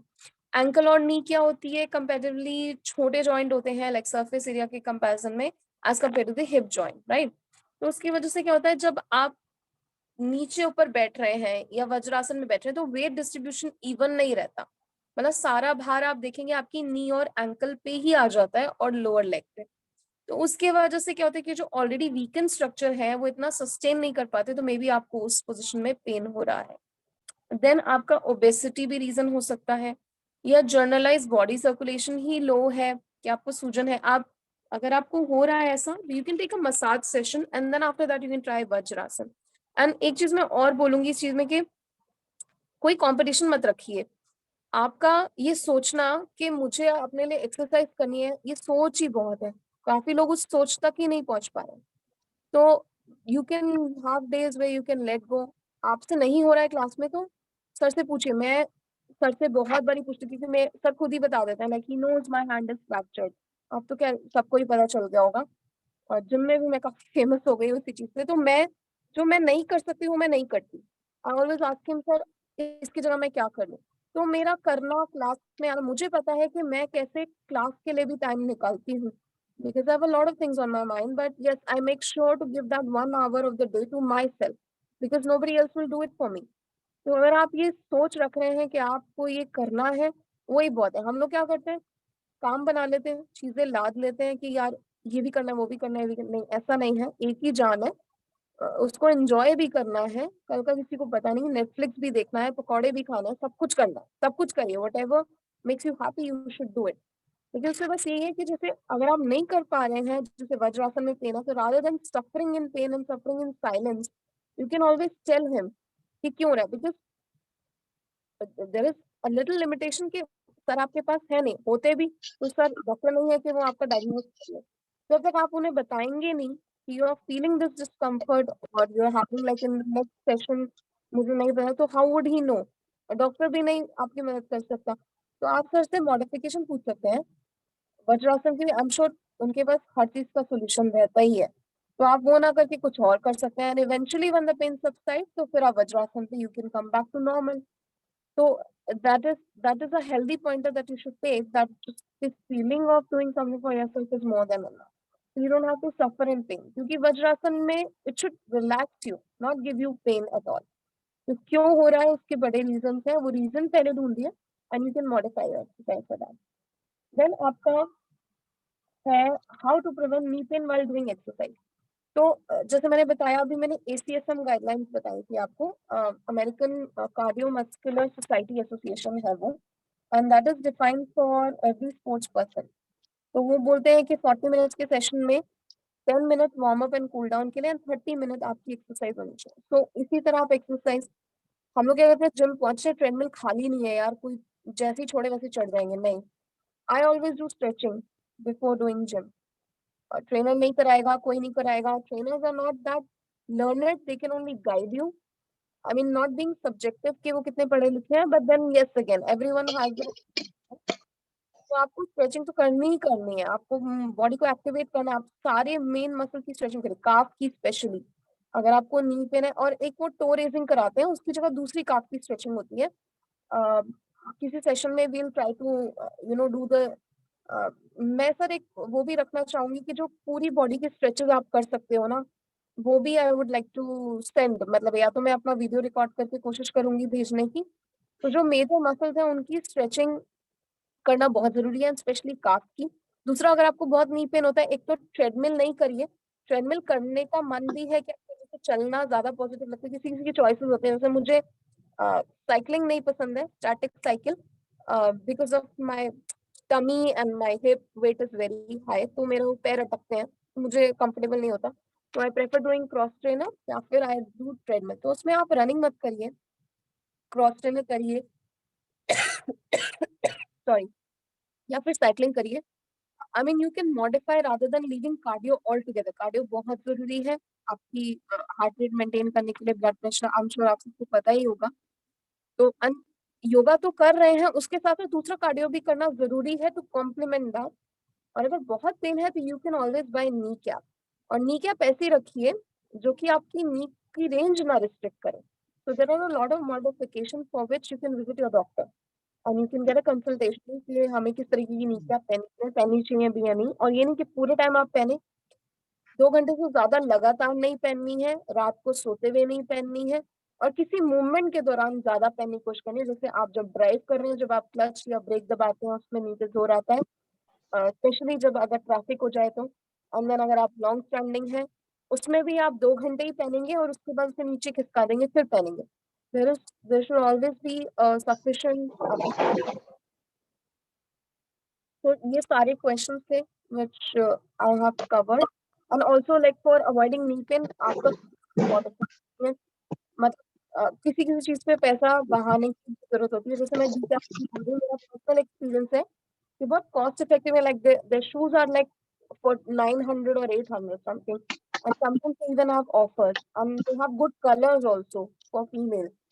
उनके कपड़े भी काफी अच्छे हैं, clothing also plays a lot of role. अगर आपका क्लोथिंग कंफर्टेबल नहीं होगा, आप एक्सरसाइज कंफर्टेबली नहीं कर सकते। So there are lot of things that play a role. तो आपका फुटवेयर, जैसे आपको समझ आ ही गया होगा, बहुत बहुत इंपॉर्टेंट रोल प्ले करता है। And there is no shame, मतलब मैं मेरी मदर को सैंडल ही नहीं पहनने देती, she has a lot of foots wear, तो सूट के नीचे भी शूज पहन के जाती है, तो उनका काफी पेन खत्म हो गया है। Like she doesn't even complain of that. Earlier she used to say कि मेरे पैर में दर्द हो रहा है, थोड़ा लेग खींच दे, थोड़ा एक्सट्रैक्शन कर दे। She is lost weight also and she is wearing shoes also. तो ये छोटे मॉडिफिकेशन हम लोग कर सकते हैं, which can be done from our side and has to be done from our side only. Nobody else is going to come and do it. So with these modifications, you can reduce the knee pain. ये सारे questions I have covered. If open session है, किसी और को कोई भी question है, please let me know. अब पूर्वा जी ये बताइए कि जो प्लांटर फेटाइटिस होता है, कुछ ऐसा टर्म है ना, प्लांटर फेटाइटिस क्या है? या तो ये क्या ये भी कॉज करता है क्या नी पेन? क्योंकि मेरे को है ना नी पेन भी है और ये भी है। तो मैम वैसे दोनों चीजें कनेक्टेड नहीं है, पर जैसे मैंने बताया कि फूड का plays a lot of role in your knee pain. और प्लांटर फेसाइटिस क्या होता है, आइटिस जहां भी होगा वह इन्फ्लेमेशन होगी। तो जो प्लांटर सरफेस है या जो आपका तलवा है, उसका जो फेशिया है वो मसल्स के बीच में इन्फ्लेमेशन है। तो अगर आपको ये बहुत ज्यादा होता है तो आप वाटर बाथ ले सकते हैं, जैसे आप शाम को सारा काम वाम करके देन आप पानी में थोड़ा सा पैर डिप, कुछ भी मत डालिए, पानी में डिप करके रखिए, में 15 से लगा दीजिए तो आपको काफी रिलीफ मिलेगा। प्लांटर फेसाइटिस का इशू ये है कि इसको परमानेंट निवारण नहीं है, like even I have that. और उसमें बहुत चीजें रोल प्ले करती है, लाइक आपका अगर फ्लैट फुट होगा, फुट की आर्चेस नहीं होंगी, तो उसके लिए फिजिकली देखना पड़ेगा। मतलब नॉट टू स्केयर यू और एनीथिंग, इसको आप मेंटेन कर सकते हैं। और हॉट एप्लीकेशन की जगह मैं आपको पता है वैसे हील हार्ड होती है, तो आप उस पर कोल्ड एप्लीकेशन करिए, वो ज्यादा पेन रिलीज करता है। तो हाँ, उसके लिए स्पोर्ट्स वेयर अगर बेटर कर लेंगे तो थोड़ा इम्पैक्ट कम रहता है नी पेन पे और मतलब नी पे और फुट पे। तो अगर आप अनइंटेंशनली भी गलत मूवमेंट अगर आपकी हो जाती, कई बार हो जाती है कि हम पैर से पूरा हम बैलेंस बना रहे हैं, अगर पैर सीधे रहेंगे, वो चीज में क्या होता है, पैर सीधे रहते हैं और इवन डिस्ट्रीब्यूशन होता है वेट का, क्योंकि प्रेशर पॉइंट्स होते हैं, लाइक प्रेशर से जनरेटेड स्पाइक्स होते हैं उसमें। तो अगर आपका पैर मुड़ भी रहा है तो वो विद इन आपका जूता मुड़ रहा है, तो आपका जो मूवमेंट है वो थोड़ा पहले ही रिस्ट्रिक्ट है, तो इंजरी इतनी एग्रेसिव नहीं होगी आपको, जैसे एज कम्पेयर टू कि आपका फुटवेयर जो कंफर्टेबल ना हो। मैम प्लांटर फेसाइटिस मेरे को भी है हील्स में जो होती है, और मेरे को इसमें ये समझ नहीं आता कि एक तो हॉट एंड कोल्ड दोनों का इसमें बोलते हैं कि डॉक्टर्स ने मेरे को बोला था स्टार्ट, बट अब मतलब इसमें हमें यही ठीक इसके लिए, मतलब यही ठीक है या फिर हम खाली कोल्ड में या खाली हॉट में भी ऐसा कुछ? इसमें मैं मतलब पर्सनली इसमें मैं नहीं कमेंट करूँ क्योंकि मैंने आपको फिजिकली नहीं देखा है, तो आई डोंट नो। हाँ, हम कॉन्ट्रास्ट बात भी देते हैं, कॉन्ट्रास्ट बात देने का बस रीजन ये है जैसे मैंने आपको बताया अभी, इंजरी की स्टेज पे डिपेंड करता है।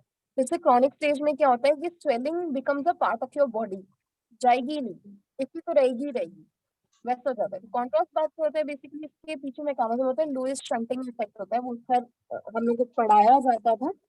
उसमें होता है कि जब बॉडी एक्लेमेटाइज हो जाती है या अडाप्ट हो जाती है तो तो उसमें क्या होता है कि हम कोल्ड और हॉट देते हैं बॉडी को कंफ्यूज करने के लिए। तो वहां पे क्या होता है, जो टॉक्सिन कलेक्टेड होते हैं उनका आउटफ्लक्स हो जाता है, उससे सूजन कम हो जाती है। तो प्लांटर फेसाइटिस में कॉन्ट्रास्ट बात दी जाती है, contrast therapy actually it is for planter fasciitis only. लेकिन आप कोल्ड लगा सकते हैं, कोल्ड इन द सेंस कि जैसे जो मुझे सिवियर, जैसे at the end of the day तो आपको बहुत सिवियर हील पेन होता होगा आई एम श्योर, तो उसके लिए you can apply cold pack on the heel just for 2-3 minute, तो उससे आपको आराम मिलेगा। मतलब ये देसी नुस्खा है। और दूसरा, एक सर ने एक बताया था जैसे मेरे फादर को नींद नहीं आती थी तो घी लगाना पैर पे, वो भी लगा सकते हैं। सुबह घास पे चलना अगर पॉसिबल है तो that is also a nice. Uneven surface पे जैसे कोई रेत का टीला पड़ा है घर के पास तो आप उस पर भी चल सकते हैं नंगे पांव, तो प्रेशर पॉइंट्स एलिवेट होते हैं। I mean these are some remedies that you can do to sustain और manage the day। पूरी तरह नहीं जाता मैम, बहुत रेयरेस्ट ऑफ केसेस हैं जहाँ पे क्या होता है कि हील में पर होता है, पर यानी कि वो बिल्कुल हुक्ड ऐसे नी का बोन होती है, तो उसके अंदर सर्जिकल होता है। उसमें भी है कि आपका फुट पे सर्जरी होगी तो इतनी जल्दी हील नहीं होगी और उसमें दोबारा चांसेस भी होते हैं। So this is something, some conditions even doctors don't have a resolve for it, so you only have to maintain it. Excuse me ma'am, जैसे ना घुटनों के साइड में जैसे डॉक्टर ने बोला लिगामेंट्स बढ़ गए हैं आपके, ठीक है, ये हड्डी बढ़ गई कुछ ऐसे बोला, सो इसकी वजह से ना बहुत ज्यादा पेन रहता है घुटनों के अंदर और उठने बैठने में झुकने में बहुत ज्यादा दर्द होता है घुटनों के साइड में। डॉक्टर ने बोला, जैसे एक्सरे करवाया था तो उन्होंने बोला हड्डी बढ़ गई है, क्या बढ़ गई है, तो इसकी वजह से प्रॉब्लम होती है, तो उसके लिए फिर क्या करें? हड्डी बढ़ती नहीं है मैम, डिजनरेटिव चेंजेस होते हैं, मतलब कुछ आई मीन ठीक है, वो थोड़ा वो लैंग्वेज में ऐसे बताते हैं कि आप उसे कॉम्प्रिहेंड कर पाए, बट देन अगेन उसके लिए मुझे रिपोर्ट्स तो देखनी पड़ेगी, उसके बिना आई can not really comment on that. उसके लिए आप पेन रिलीफ करने के लिए जैसे मैंने आपको बताया, जो भी हमने मतलब प्रिकॉशन मॉडिफिकेशन पढ़े that you can follow, but then again you should consult your doctor also, जिसे आप दिखा रहे हैं, कि क्या ये इनमें से कोई प्रिकॉशन मेरे पे एप्लीकेबल है भी या नहीं, क्योंकि मैंने जो बताया वो बहुत ही जनरलाइज बताया। तो काफी like this is something which is commonly happening, but your case might be a little different from others. तो अगर वो थोड़ा डिफरेंट है तो then you should consult doctor. आराम के लिए you can keep a hot pack और you can keep a cold pack also, कुछ भी लगा सकते हैं, व्हाटएवर। एलिवेशन करिए, कंप्रेशन नहीं करना है, मूवमेंट करते हुए नी कैप पहन सकते हैं आप। नी कैप हार्मफुल नहीं होती, वो आपका एक्सर्टिव मूवमेंट्स को रिस्ट्रिक्ट ही कर रही है, तो वैसे आपकी इंजरी के चांसेस बहुत कम हो जाते हैं।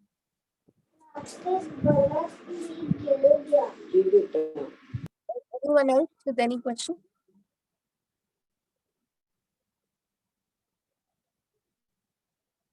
गुड मॉर्निंग मैम, मेरी वीडियो नहीं आ रही है, sorry for that. Actually ma'am मुझे ये जानना था कि जैसे लोग प्रेशर वाले स्लीपर्स पहनते हैं, जो एक्यूप्रेशर वाले, वो कितने इफेक्टिव होते हैं? काफी इफेक्टिव होते हैं मैम। उसका रीजन ये है कि जैसे आप एक सिंपल एग्जांपल लीजिएगा कि आप नंगे पैर अगर घर में चलेंगे और चप्पल पहन के चलेंगे, आपको कंफर्टेबल क्या लगता है? मुझे मतलब ऐसे तो नंगे पैर, हाँ, ज्यादा कंफर्टेबल। अगर आपको नंगे पैर चलने के लिए लाइक नॉर्मल रोड पे बोलूं कंक्रीट की, तो नंगे पैर ज्यादा कंफर्टेबल रहेगा या फिर आपका शूज कंफर्टेबल रहेंगे? हाँ, शूज कंफर्टेबल होगा मैम। तो होता है कि जैसे आपके जो शूज होते हैं, फ्लोर के और आपके फुट के बीच में शूज एक लेयर क्रिएट कर देते हैं। तो उससे क्या होता है, जितना लेयर बढ़ता जाएगा, हमारी इंजरी होती क्यों है कि हमारे बूढ़ों में इसलिए होती है कि उनका मसल मास रिड्यूस हो जाता है। तभी मैंने स्टार्टिंग में बोला कि आपको कंप्लीटली पतला भी नहीं होना चाहिए, क्योंकि आपकी बॉडी का जो एक वो डिफेंस मैकेनिज्म है वो भी लूजन अप होता है। तो शूज, बायोमैकेनिकल शूज में और क्या होता है कि अंदर और ही कुशन्स लगे हुए हैं, तो वो जो डिस्ट्रीब्यूशन करते हैं, जो फोर्स, अपवर्ड फोर्स आपकी फुट पे या नी पे लग रही है, वो बिल्कुल ही मिनिमल हो जाती है। तो आप सोचिए कि वो घटते क्रम में ही ऊपर जा रही है, तो नी पे तो बहुत ही कम इम्पैक्ट आएगा। You feel very light while you're walking. It is not a task anymore for you. It is very relaxing also. So obviously like it works wonder। और सर्जरी से पहले like अगर आपका वेट ज्यादा भी है तो डॉक्टर, अच्छा डॉक्टर होगा तो वो रिड्यूस करने को बोलेगा ही बोलेगा, क्योंकि सर्जरी के बाद वो और डिफिकल्ट हो जाता है। तो हम जनरली सर्जरी के बाद, क्योंकि नी अनस्टेबल होती है, नी वीक होती है, तो हम बायोमैकेनिकल शूज बताते हैं या फिर एक पतावा डलवाने को जिसे बोलते हैं। तो that is why like Decathlon में इसलिए बोली डीकैथलॉनिज्म, मुझे पता नहीं कौन सी कंट्री का है, आई गेस नीदरलैंड का या कहीं का है, मुझे नहीं पता exactly, but that is been tested by the sports association. तो उनके जो स्पोर्ट्स वेयर है वो आप खुद ट्राई कर सकते हैं। एक तो वो कॉस्ट इफेक्टिव बहुत है, like they are giving you a very quality product and with cost effectiveness, like even the mats are non slippery and everything, like तो उनके जो शूज है वो बहुत ही मुझे कंफर्टेबल है, बिकॉज जैसे मुझे भी प्लांटर fasciitis है, like I am telling you, और मेरी हील इतनी हार्ड है कि अगर मेरी हील उसमें बच जाती है टेबल में तो मुझे हील पेन नहीं होता। यू कैन ओनली इमेजिन कि कितनी ज्यादा हार्ड होगी मेरे, बहुत ज्यादा, like you can feel that callus bone जो मेरे हील बोन है वो बिल्कुल इनफ्लेक्सिबल है, फिक्स है। तो मेरा अगर वेट बढ़ता है तो मुझे पता चल जाता है, क्योंकि मेरे को हील पेन शुरू हो जाता है, फुट में मेरे सूजन आ जाती है, और अभी से आ रही है। Like I'm 32 right now. अगर मेरा अभी से ये हो रहा है तो इमेजिन कि आप लोग तो like you're in a very good shape, so you can always compare to me when you're feeling down. So I give you that liberty कि यार उनको तो हो रहा है, वो सब कुछ कर सकती है तब भी उनको हो रहा है। और जो वो शूज है उसके वजह से I am able to do a lot of gym. पहले मैं नहीं कर पाती थी क्योंकि आधे तो मैं जूतों से ही थक जाती थी कि मेरे पैर में पेन होता है। तो रीजन ये है कि ma'am biomechanical shoes are very very fine, but I would suggest कि किसी भी नई चीज को करने से पहले जिसमें आपको एप्रीहेंशन हो, कोई भी डाउट हो, ऑलवेज टेक अ कंसल्टेशन। अपने ऊपर खर्च करने में कोई हर्ज नहीं है, फिर कितने ही पैसे खर्च हो, you are contributing to something which will be like helpful to you in your later years. Apurva ji, इसका लिंक आप भेज देंगे क्या? सर को दे देंगे तो सर आप हमको सेंड कर देंगे जो शूज का जो नाम बता रहे हैं।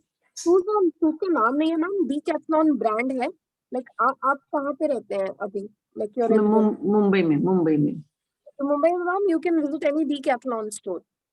डीकैथलॉन के स्टोर्स है, it is an international brand, world wide है। जैसे हमारे यहाँ होता तो यहाँ इंदिरापुरम में है। हाँ, फ्रांस का ब्रांड है, it's a France brand. France का ब्रांड, वही मैं बोल रही थी कि बाहर का है, but it is tested by the sports association and sports person. नहीं, कौन से there is a particular shoes जो आप रिकमेंड कर रहे हैं? नहीं मैम नहीं, कोई रक्षण जी क्या कह रहे थे आप? नहीं, आप यही कह रही हैं ना कि डिकैथलॉन पे वो शूज मिलते हैं, तो वो ब्रांड मतलब एग्जैक्टली आई मीन कोई there is a number of shoes you get from the Decathlon, particular नाम है शूज का, ये कोई पर्टिकुलर। अपूर्वा जी, अगर आपके पास वो शूज हैं तो आप उसके एग्जैक्टली मुझे सेंड कर we really need a picture of that. Yes, क्योंकि डिकैथलॉन में तो बहुत वैरायटी होती है ना, बहुत रेंज है एक्चुअली। हाँ, तो आप बता दें तो स्पेसिफिक वो ले सकते हैं। मैं जो यूज कर रही हूँ वो मेरी स्पेसिफिकेशन के अकॉर्डिंग है। मैं फोटो तो मैं भेज ही दूंगी, बट जैसे आप वहां पे जाएंगे ना तो there is a range of shoes, like there are trekking shoes, there is a section designated कि वुमेन स्विमवेयर, वुमेन ये, मतलब मैं तो खैर इंदिरापुरम वाली गई हूँ। मुंबई में आई एम श्योर मैम और भी ग्रैंड होगा because of the city and all that. तो उसमें क्या है कि आप उस सेक्शन में जाएंगे तो वुमेन का सेक्शन है, वुमेन के सेक्शन में ही मैम डिफरेंट शूज लगे हुए हैं। नहीं तो मैम उन शूज का कोई नाम है, जैसे अभी आप कह रही हैं एथलेटिक शूज होते हैं, sports shoes, not any particular? अच्छा, ठीक है। दैट पर्टिकुलर की भी आपको प्लांटर फर्टिलाइजर में आपको हेल्प कर रहे हैं, जो मतलब जो वाला शूज। शी मींस दैट मेरे को बहुत बड़ा इशू है शूज का, क्योंकि सब में मेरे को एडी में प्रॉब्लम हो जाती है और सब कुछ हो जाता है ना। नहीं मैम, उसमें ना उसमें मेडिकल शूज नहीं है वो, इट्स जस्ट अ जैसे जैसे हम नाइकी के या किसी के भी पहनते हैं। बट मुझे पर्सनली जैसे I have tried everything, Adidas, Nike, मतलब मेरा आप बीती है तो that is why I am telling you. और कॉस्ट इफेक्टिव भी बहुत है। एंड ट्रस्ट मी, मैंने कभी 3 साल पहले लिए थे, still working, just in good state, and मैं उनको मशीन में भी चला देती हूँ। अरे वाह, बहुत बढ़िया, बहुत आई मीन सच में, मतलब कोई अतिशोक्ति नहीं है, मुझे कुछ मिलने नहीं वाला ब्रांड प्रमोट करने से, but this is fact. And I took my mother also, and मेरे मॉम के लिए डेली वेयर के लिए शूज लिए थे। लाइक हर तरीके के शूज हैं, स्ट्रैप करने वाले हैं, नॉर्मल हैं, ट्रैकिंग शूज हैं। वो सेक्शन पूरा designated is to women. There is no name for it, there is a price range. You go and visit that, you wear that, you walk around, and the staff is also very fine. नहीं ma'am, वो इसलिए ना क्योंकि अगर फिर गलत shoes आ जाए तो गड़बड़ जाएगा, तो इसलिए अगर एक्चुअली मैम कंफ्यूजन, हम लोग एक्चुअली ये पूछना चाह रहे हैं आपसे कि कोई प्लांटर फिशाइटिस के लिए कोई स्पेसिफिक शूज हो तो वो हम ले लें, ये शी मींस दैट। प्लांटर फिशाइटिस के लिए मैम वहां नहीं होते हैं, प्लांटर के लिए फिर आपको मेडिकल शूज ज्यादा बेटर रहेगा। बट जैसे आप वॉक कर रहे हैं, लेकिन general use I am saying कि हम जनरल यूज के लिए क्या करते हैं कि बाटा के शूज ही ले लो, चलो कोई नहीं। तो मैम कोई मेडिकल शूज भी आते हैं क्या? मेडिकल शूज मैम वही कि जो मतलब पैडिंग वाले और वो सब आते हैं, डॉक्टर सोल का। अच्छा, बस वो वाले, अच्छा मेमोरी फोम वाले जैसे आते हैं वो सब। हाँ, वो भी उसके अंदर में आप ऑल्सो गुड सिलिकॉन फोम होता है, नॉर्मल फोम होता है, फ्लूइड फिल फोम होता है। वो भी आपकी स्पेसिफिकेशन आपकी रिक्वायरमेंट पे डिपेंड करता है, जो कि डॉक्टर। मैम वो तो नॉलेज है हमें, लेकिन हमें तो हो सकता है कोई मेडिकल शूज पर्टिकुलर आते हो, तो वो जानना चाहते थे आपसे। स्पोर्ट्स ब्रांड है, बट मेरा आइडिया बताने का क्या है मैं वो बताती हूँ। जैसे मैं एग्जांपल दे रही हूँ कि जैसे जो महंगे वाले शूज होते हैं ना, जैसे वो हम कम पहनते कि कहीं जाना है तभी हम पहने। जैसे हम वॉक पे जा रहे हैं जनरल, तो हम क्या करते हैं कि जैसे घर वाले शूज हैं या फिर जो बाटा के शूज हैं वो पहन के चले गए, नहीं। जैसे मैंने आपको भी बताया कि आपके चलते हुए भी आपका बायोमैकेनिकल लाइन फर्क पड़ रहा है, इसके वजह से तो आप जो वॉक कर रहे हैं उसका फायदा नहीं होगा ना, तो उसके वॉकिंग शूज लेने चाहिए, वॉकिंग शूज ही उसके लिए। इन जनरल यूज के लिए, जर्नल के लिए भी आप वो वाले लें तो बेटर है, मेरा ये कहने का मतलब। Okay ma'am, okay. हाँ, rather than using normal। Doctor ये भी सजेस्ट करते हैं कि आपको शूज को, बहुत ओल्ड शूज को नहीं यूज करना चाहिए, you should change your shoes timely. Right. मेरे साथ तो ये है मैम कि मेरे पास टाइम ही नहीं है शॉपिंग करने का, तो अभी चल रहा है, और मम्मी को पता नहीं है शॉपिंग मैंने ही करनी है। तो जब बिल्कुल वो जवाब दे जाएंगे तो I have got 3 pair of them, so मैं चेंज कर करके पहनती रहती हूँ, सो इसलिए शायद इसलिए भी ज्यादा चल रहे हैं। तीन कलर के, and even colors are very soothing to the eye. I mean, they have the purple shade, they have gray shade, light green, light orange, which goes with your clothing also. So okay, I mean, there is no force in, लेकिन वो brand मुझे personally बहुत पसंद आया for everything. Like I have bought my hand band also, जो मैं मेरे हाथ में जैसे फ्रैक्चर है, तो मैं जो एल्बो का बैंड लाई हूँ वो इतना फाइन है कि उससे मतलब एग्जैक्टली वही है. And then they have good knee caps also, जो different kind of knee caps. अभी रिसेंटली मैंने नी कैप देखी थी जो मैं खुद अपने लिए भी बाय करना चाहती हूँ. तो वो है कि उसमें सिर्फ आपका जो नी कैप है वो फ्री एंड ऊपर नीचे स्ट्रैप है, बहुत ही मिनिमल सा है वो. Like I mean the brand is worth visiting, you guys can visit. तो आपको खुद ही समझ में आ जाएगा व्हाई मैं नहीं पूर्वा जी, वो तो वो सब है कि like there are like 1000 and 1000 product over there. आप बहुत सारा है, बहुत बड़ा स्टोर है, सब कुछ है, पर एक्चुअली जो ट्रायल एंड टेस्टेड है, जैसे आपने को है प्रॉब्लम, सेम प्रॉब्लम है और वो है, तो इतना ढूंढे और फिर आप करेंगे तो हमने will show the picture and फटाफट हम ऑनलाइन आप अपना मैम शूज का फोटो भेज दीजिए. तो फोटो क्योंकि वो हाईली रिकमेंडेड है, तो that is why like trial and tested है, तो इसलिए वो तो I send you. But I would suggest you कि मतलब मैं अभी जैसे आपसे बात कर रहे हो, वहां जाके हो सकता है एक पर्सन जो मैं शूज पहनती हूँ, मैं भी आपको वो ना लगे. और सबका अपना चॉइस होता है, एज रिलेटेड भी और पर्सनली भी, लाइक कंफर्ट का. तो उसके लिए I will send you the picture. और क्योंकि आई गॉट, जब सर एक्सरसाइज करवाते हैं तो हम लोगों ने, मैंने ले रखा है स्पेशली फॉर माय नी, तो दे प्रोवाइड द कुशन, तो यू पुट योर, आप नीचे आप रख लो उसके और कर लो. जब सब जितने भी योगा पोजेस होते हैं घुटने के, तो मैं तो अपने आराम से वो रख लेती हूँ, तो बहुत हाईली कुशन्ड है वो, तो थोड़ा सा इम्पैक्ट भी नी पे कम आता है, तो वो भी बहुत अच्छा है. डिकैथलॉन से लिया है मैंने, पर वो प्रोडक्ट्स बहुत ही अच्छा है. एक तो वो रिकमेंड करूंगी, जिसको नी प्रॉब्लम है वो जरूर लेकर आए योगा के time. Like I went to check the history of the brand actually. तो वो लोगों ने कुछ 1 साल एक्सपेरिमेंट करा है on a different population and then they launched the brand. तो जो उसका ओनर है, he said that I want to make health happen for everyone, so he ensured that with quality he gave affordable prices also. And सबसे ज्यादा चलता है, like if you wish you can search the history also कि कैसे ये बना, how they engineered itself. And he was not able to buy shoes, then he said कि नहीं मुझे ये करना. तो इसलिए लाइक मुझे उसका जो साइंटिफिक प्रूफिंग, मैं आई गो विद एवरीथिंग. मेरा थोड़ा आदत, जैसे आप लोग क्वेश्चन पूछा, आपसे ज्यादा मैं पूछती हूँ किसी भी सेशन में, क्योंकि मेरा थोड़ा रहता है कि ये क्यों हुआ, कैसे हुआ, क्या हुआ. जब तक मुझे क्लियर नहीं होगा तो and I go the same way कि दूसरों को क्लियर एकदम होना चाहिए. लाइक कोई किसी को गाइड नहीं करना है तो मिसगाइड भी नहीं करना है. तो जैसे मेरे को क्वेश्चन रहते हैं वैसे ही मेरे को दूसरों के लिए रहता है. So I go with scientific things who can give me reasoning why I'm using it. So I need to be answerable to everyone. So that is the reason I'm saying. Otherwise, photo तो I'll send. Photo भी I'll send. Turmeric tea का भी I'll try to share the snip. और जो मैं reel आपको बोल रही थी, जो मिक्स सीड्स की मैंने वो रील है, वो भी I'll send it definitely. Ma'am आज की सेशन में से एक क्वेश्चन मुझे पूछना था. आज की सेशन में से आपने वो बताया था ना कि जिनके हिप्स ब्रॉड होते हैं, उनका अलाइनमेंट का आपने क्या बताया था, वो मुझे आई कुडंट गेट इट. मतलब वो बहुत एग्जैक्टली नहीं होता अलाइनमेंट, पर एक हिप का कैरिंग एंगल होता है मैम. कैरिंग एंगल होता है बेसिकली जो आपका बेबी बियरिंग होता है. लाइक आप जनरली कैरिंग एंगल मेल में भी होता है, बट फीमेल्स का कंपैरेटिवली हायर होता है क्योंकि उनको चाइल्ड केयर करना होता है. बट क्या होता है कि वो जैसे हमारा सबसे ज्यादा मास चढ़ना जो है वो बैक पे ही होता है जनरली फीमेल्स का, तो उसकी वजह से कैरिंग एंगल थोड़ा बढ़ जाता है. तो जो आपका जो बायोमैकेनिकल डिस्ट्रीब्यूशन जो स्ट्रेट आना चाहिए वो पूरा ऐसे डाइवर्ट होके आ रहा होता है. अच्छा, से ट्रांसफर नहीं हो रहा था बिकॉज ऑफ द हिप्स, वो ऐसे हो जाता है. हाँ, तो जब ऐसे आ रहा होता है ना, तो वो नी में सीधा जाने की जगह नी में इंटरनली रोटेट होते हुए जाता है.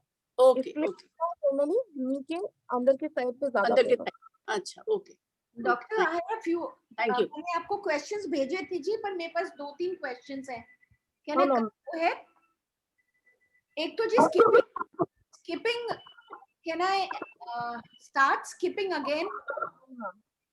नो, बिकॉज क्या होता है कि आप कर सकते हैं, ऐसा नहीं है, because you are very physically active, बट आप रोप वाली ना करके एक पोजीशन में खड़े होके कर सकते हैं विदाउट द रोप. इम्पैक्ट कम रहना चाहिए, प्रॉपर स्किपिंग नहीं करिए. I would avoid it. I don't do it my self क्योंकि हम कुछ ही करने लायक ना रहे, उससे बेटर ये है कि हम थोड़ा थोड़ा करें। ठीक तो है एक ही तरफ खड़े होके कर सकते हैं इसके लिए। Sure, sure. And my second question is, I am soon going to have this carpal tunnel operation. So उसके बाद after how long can I continue with my regular yoga exercises? मतलब मैं टांगों की तो करूंगी, पर हाथ की। ये चीज मैम आपका डॉक्टर ज्यादा एडवाइस दे सकता है, क्योंकि I am not sure what kind of approach he is using for carpal tunnel. क्योंकि कार्पल हर सर्जरी का मैम अप्रोच रहता है कि कितना इन्वेजिव वो सर्जरी रहेगी और किस मसल के थ्रू अप्रोच करेंगे। There are lot of things which is defined in a surgery. तो वो आपको एडवाइस करते रहेंगे कि आपको कब करना है कब नहीं। Usually it will take around 1.5 months at least, क्योंकि अगर हाँ मतलब I am preparing you for the worst. Okay. ये भी सब्जेक्टिव है, क्या पता आप उससे पहले भी कर लो, क्योंकि आपको फ्लेक्सिबिलिटी ऑलरेडी है, तो maybe you will be able to recover soon. You might have that. जैसे मैं पेन अपना बेयर नहीं कर पाई थी सर्जरी का, मैं 6 पेन मेडिकेशन लेती थी, बहुत पेन था। मे बी आप कर पाओ, आप ज्यादा बड़े हैं, ज्यादा एक्सपीरियंस है, तो you have experience a lot of pain also, you might have. तो क्या पता आप जल्दी सस्टेन कर जाओ और आप 1 महीने के अंदर ही हो जाओ। बट जो जनरली सर्जरी का भी अपना एक हीलिंग प्रोसेस है, क्योंकि टिश्यू स्कारिंग होती है, तो और वो एज के साथ थोड़ा लेट बनती है, so we can not force that natural process. तो डॉक्टर ज्यादा बेटर एडवाइस करेंगे इसके लिए। And my third question is very important for me. My fingers, if you can see, this finger is going crooked, and the knuckles are all swollen up. तो ये जो उंगली टेढ़ी हो रही है, ये फर्दर जनरेशन तो होगी, तो हाउ टू अवॉइड? ब्रेसेस पहनो? हाँ, आपको स्प्लिंट एडवाइस करा है किसी ने? मैं खुद ही अपने आप को एडवाइस करती हूँ, मगर करती नहीं हूँ। पहन के सोना पड़ेगा ब्रेसेस। रात को मत सोइए, दिन में उसे पहन लीजिए। रात में और सुबह के बहुत स्टिफनेस हो जाएगी आपको। आई एम श्योर जब आप पहन के सोते हो तो सुबह हाथ स्टिफ हो जाते होंगे, rather than using it up. तो सुबह आप गर्म पानी में थोड़ा सा हाथ चला के then you should wear a splint. मतलब you can maintain this. I won't say it will go back to normal, but I won't say it will go back to normal or not. That is a statement I won't comment on, but you can maintain to prevent it from further damaging. तो splint पहनना जरूरी है। Like hand splint आपको शायद बताया हुआ होगा उसके लिए। हाँ, तो hand splint पहना। और एक और है मैम, उसमें ना एक डायनामिक स्प्लिंट भी आता है, जिसमें एक बारी कंसल्ट भी कर लीजिएगा। जिसमें क्या होता है, जो आपके छोटे जॉइंट्स होते हैं इस पे स्प्रिंग लगा होता है, तो आपके ना वो स्प्लिंट के साथ साथ आपकी फिंगर की मूवमेंट भी होती रहती है। Dynamic splint. ओके। डायनामिक आपको जो बोला होगा वो स्टैटिक स्प्लिंट होता है, लाइक सिर्फ हाथ से पहनने का, सीधा करने का। एक होता है डायनामिक स्प्लिंट। उसमें क्या होता है कि जब आपने वो स्प्लिंट पहना हुआ है, उसके साथ आप बॉल ग्रिपिंग वगैरह एक्सरसाइज कर सकते हैं। तो उसमें क्या होता है कि आपका फ्लेक्सिबिलिटी बना रहेगा और सूजन कम होती है उसमें, वो भी कर सकते हैं। But you can always consult the doctor for that. ठीक है, thank you so much. You're most welcome. Anyone else with question? अब किसी कोई क्वेश्चन? हाँ जी, एक डेक्सा टेस्ट कितनी बार कराना चाहिए जी? डेक्सा साल में एक बार ही कराइए मैम, ज्यादा नहीं। कोई भी टेस्ट आप इमेजिंग कराते हैं उसके एक्सपोजर ज्यादा होते हैं, इवन फॉर एन एक्सरे। तो unless and until it is very very necessary. और जरूरी नहीं है कि लाइक फीमेल में, हर फीमेल में ही कम होगा, नहीं। I have seen female with better bone density and growth than males also. तो जेनेटिक्स भी बड़ा रोल प्ले करता है। तो डेक्सा स्कैन एडवाइस पे ही कराइए आई वुड सजेस्ट, क्योंकि वो एक तो टायरिंग होता है, बहुत एग्रेसिव होता है, फिर एक्सपोजर का डर रहता है। एंड विद एज थोड़ा एक्सपोजर कम ही होना चाहिए इन चीजों का। ठीक है, thank you. Welcome. Thank you so much doctor, बहुत अच्छा लगा, बहुत कुछ पहली बार सुना मैंने। और मैं आपसे एक बार मिलना चाहूंगी। आप इंदिरापुरम में है ना, आपने अभी बताया था? वैशाली। डॉक्टर आपका ना, मुझे एक बार क्लिनिक में सर से ले लूंगी। आप कहाँ बैठते हैं ना? क्लिनिक में जॉब नहीं करती है, मतलब I used to work in hospital up until 2017। जी जी। खुद बहुत टायरिंग होने लग गया था and no family time at all. तो मैं फिर मतलब I stay with my parents. आपसे पर्सनली मिलने के लिए आपका नंबर चाहिए होगा, तो कोई फॉर्मेलिटी नहीं, आप बता दीजिएगा, कोई इशू नहीं है। अल्लाह टाइम जी देते हैं। Right now I am working in company, I am working as a medical writer now in okay. Clinical. आपको वैसे काफी नॉलेज है और ये ऐसे नहीं आता, ये काफी डीप आपने स्टडी की है, तभी आप इतना कुछ बता पा रहे हैं। Wonderful session. जी जी बिल्कुल। मैंने एक्चुअली पहले तो thank you for appreciating my hard work. मैं बोलूंगी कि आज बिन अ वेरी एवरेज स्टूडेंट, मतलब मैं मास्टर्स में मुझे डिस्टिंक्शन मिली थी, पर बैचलर मेरी बहुत खिसक खिसक के निकली है। बस ये था कि मुझे किसी में फेल नहीं होना है, क्योंकि मेरे में हिम्मत थी कि मैं दोबारा एग्जाम दूं, और पढ़ाई बहुत ही एक्सटेंसिव होती है और एट टाइम्स हम होश में भी नहीं होते। बट थिंग इज कि जो मेरा प्रैक्टिकल एक्सपीरियंस रहा है ना, वो मेरा बहुत सॉलिड है। लेकिन मेरे को बहुत ही डांट पड़ी है, बहुत सुना है मैंने कि तुम्हें ये नहीं आता, तुम वहां खड़े हो जाओ, ये है वो है, अच्छा ये है, अच्छा वहां से पढ़ के आए हो। मतलब I have heard a lot of shitty things all my life, but मुझे क्या था कि मुझे और कोई पढ़ाने वाला है नहीं, मुझे खुद ही सब कुछ करना है। तो उसमें ये था कि जो मेरे सीनियर्स थे वो डांटते थे, बट उनका मैं ऑब्जर्व करती थी कि how they used to do it, क्योंकि बहुत कुछ है करने के लिए। एंड मतलब सुनती रहती थी। एंड जैसा वो बताते थे ना, वो मुझे जो सीनियर्स मिले वो बहुत एक्सपीरियंस थे, तो उन्होंने उस टाइम पढ़ाई करी हुई है जब एम्यूनिटीज नहीं होती थी। So they know how to make the best of resources, और कैसे जवाब देना है, क्या नहीं देना है। Even I have 2 parents who have diabetes, who have everything। तो मेरा ये पॉइंट ऑफ व्यू रहता है कि मैं किसी को बताऊं तो एज अ पेरेंट ही बताती हूँ कि वो कैसे अप्रीहेंशन में जाते, बस इसीलिए। Otherwise because of my clinical exposure, and फिर Yashoda also I was head of the department there, उसकी वजह से बहुत सर्जरीज देखी, हर तरीके की, हर डिपार्टमेंट के साथ काम करा, बस इसीलिए एक्सपीरियंस है। पढ़ाई मैं नहीं बोलूंगी कि इतना मतलब अच्छी रही है मेरी, मतलब ठीक रही है। कैसे निकले 5 साल पता नहीं, हवा के झोंके सबका मेडिकल ऐसे ही निकलता है, बस कोई दिवाली दशहरा नहीं देखा। आज का ये सेशन बहुत इंफॉर्मेटिव था Purva, very nice, it was very thank you doctor Apurva, it's really nice, और बहुत हेल्पिंग था, मुझे तो बहुत ज्यादा अच्छा लगा, इंफॉर्मेटिव था। Thank you so much. Thank you so much, thank you sir, इतना अच्छा सेशन रखने के लिए। थैंक यू तो आप लोगों को मतलब इतना सुनने के लिए, इतना पेशेंटली, मेरे घर वाले तो सुनते नहीं है, तो या बोलते बहुत अच्छा हो, बहुत बहुत अच्छा बोलते हो आप। हमारे सारे क्लियर कर रहे हो ना जितने भी हमारे कंफ्यूजन हैं, तो अच्छा लगता है, कोई तो कर रहा है। जरूरी है। मैं चाहूंगी आप जैसे किसी और से आगे बात करें तो आप भी 4 लोगों को डाउट क्लियर करें। मतलब ये अवेयरनेस स्प्रेड करना बहुत जरूरी है। लोग किसी भी डायरेक्शन में जा रहे हैं, किसी से भी इन्फ्लुएंस हो रहे हैं, नहीं, अब किसी से कंपैरिजन ही मत। और प्रॉपर गाइडेंस भी होना कंडीशन के बारे में नहीं, प्रॉपर गाइडेंस भी जरूरी है ना। डॉक्टर अपूर्वा, जैसे मुझे स्किपिंग का जो है ना बहुत दिनों से था, पर आपने जो कहा ना कि स्किपिंग छोड़ दो और ऑन द स्पॉट जो करो, दैट इज ब्यूटीफुल सॉल्यूशन। मतलब बिकॉज गिरेंगे तो ऑन द मुंह गिरेंगे। ऐसे ही होता मैम, जितना मैंने बोला ना, कंपैरिजन ना, नॉट जस्ट फॉर एक्सरसाइज, किसी से पर्सनल लाइफ में नहीं, कुछ नहीं। You go on your pace, everyone is working on their pace. जब जो मिलना है वो तब मिलेगा, बस हम लगे रहें अच्छा करने में। बोला ना, सोच एक रखना कि कुछ अच्छा करना है, वही बहुत है। Not many people are even thinking about that. तो हम लोग को बहुत अच्छी जगह है वेयर वी आर, बस उसको आगे से जाना है। और अच्छी संगति है ही, लाइक सर की वजह से, like I am connected to so many positive people. मैं सर को उस दिन बोलती रही थी कि thank you for the session. Sir बोले कि आपका थैंक यू करना चाहिए। मैं कहीं आपका करना चाहिए कि that you are giving your platform to me to take the stage. Not many people do that. तो अच्छे रहना है, अच्छा सोचना है, अच्छा करना है, बस सोच ही काफी है। तो that is what how we are making a difference. So हम लोग we are in a very healthy shape now. Thank you, doctor. We are looking for more such informative sessions with you.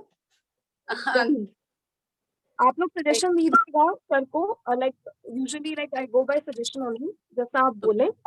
तो जो भी आप लोग commonly चाहते हैं, we will conduct on that. No worries in that. Okay, thank you हम so sir much. से, मैं तो सर से रिक्वेस्ट करूंगी सर, एक जो है नेक पेन के लिए भी, जैसे नी पेन के लिए, नेक पेन के लिए, सर्वाइकल और ये सब होता है, तो उसके लिए भी एक सेशन रखेंगे सर्वाइकल के लिए। वो भी अगले बहुत संडे कॉमन आपका है। एडवांस सेशन होना है, एडवांस आसन का, उसके लिए तैयार हो जाइएगा बस।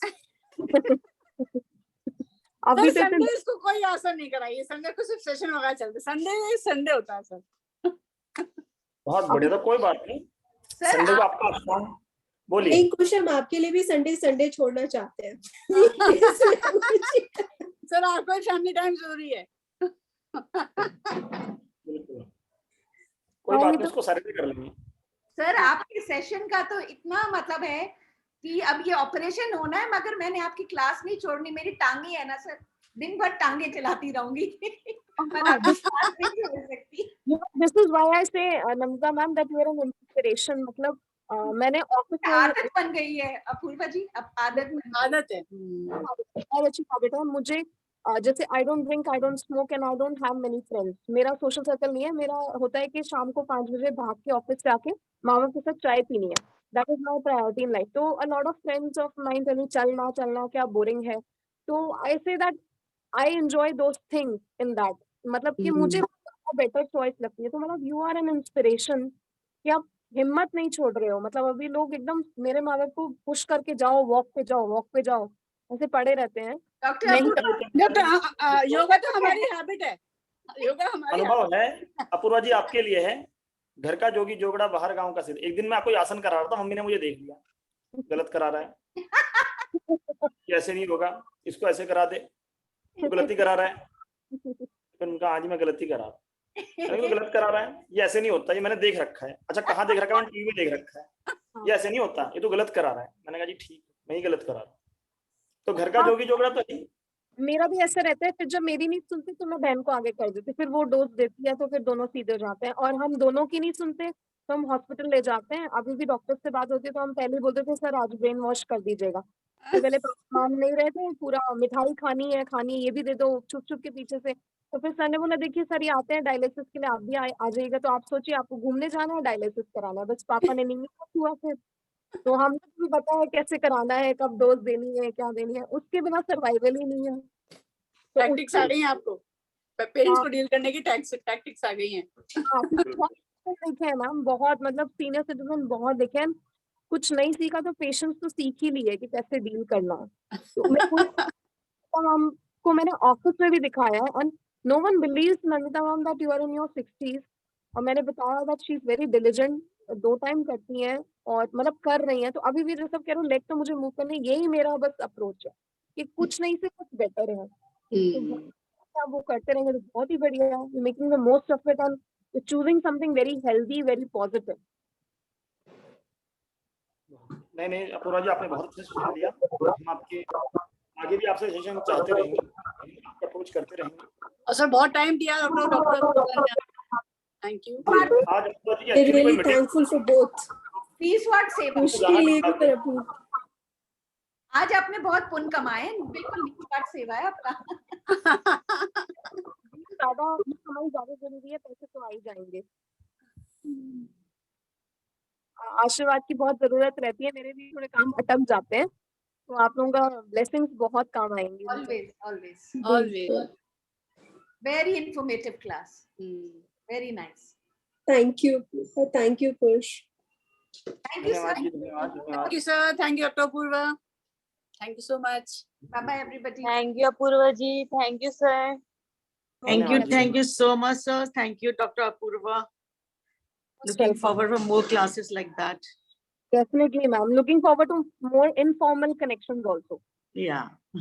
Yes. नंदिता जी देख लीजिए, एक और जुड़ने वाला है हमारे साथ। मैम ग्रुप ज्वाइन करती रहती हूँ, एग्जिट करती रहती हूँ मैं। I am already there, I am that ghost appearance जो पीछे से सबको व्यू करता रहता है। तो अपडेट मुझे सबकी रहती है। मैं अंडरग्राउंड पीआर हूँ एकदम इस ग्रुप का। Nice, wonderful. Have a good Sunday. Thank you. Every one of you also have a great day. Yeah, have a good day. Happy Sunday. Thank you, Coach. Thank you, Apurva. Welcome. Thank you, sir, so much. I will send all the details. आप forward कर दीजिएगा फिर आगे। धन्यवाद जी, बिल्कुल अपूर्वा जी, बिल्कुल मैं send कर। We will send reviews. हाँ डेफिनेटली। सर के चैनल पे जाके रिव्यू दीजिए, मुझे रिव्यू की जरूरत नहीं है। सर के सेशन जाके दीजिए कि वो सेशन कराते हैं तो सर की बिल्कुल कुछ के उसके लिए तो हम यही कहते हैं, सबसे क्रूशियल टाइम में डे के आज हम सेशन लेने बैठे हैं बिकॉज आपको देना था और सर हमारे लिए इतना बढ़िया अरेंज कराते हैं कि वो मिस करने का बिल्कुल मन नहीं होता। अपूर्वा जी का, अपूर्वा जी अपना संडे में से टाइम निकाल रहे हैं, देखिए ठीक है ना। नहीं कुछ आपका भी है, आप दोनों का है संडे में हमारे लिए इतना टाइम निकालना। सर घर पे ही रहना है, वैसे ही बारिश हो रही है तो why not make most of it, make something positive. मेरा भी तो दिन अच्छा शुरू हुआ आप लोगों से मिलके। Thank you, thank you. धन्यवाद जी, धन्यवाद आप सभी का। हम लोग कल मिलते हैं। नमस्कार जी।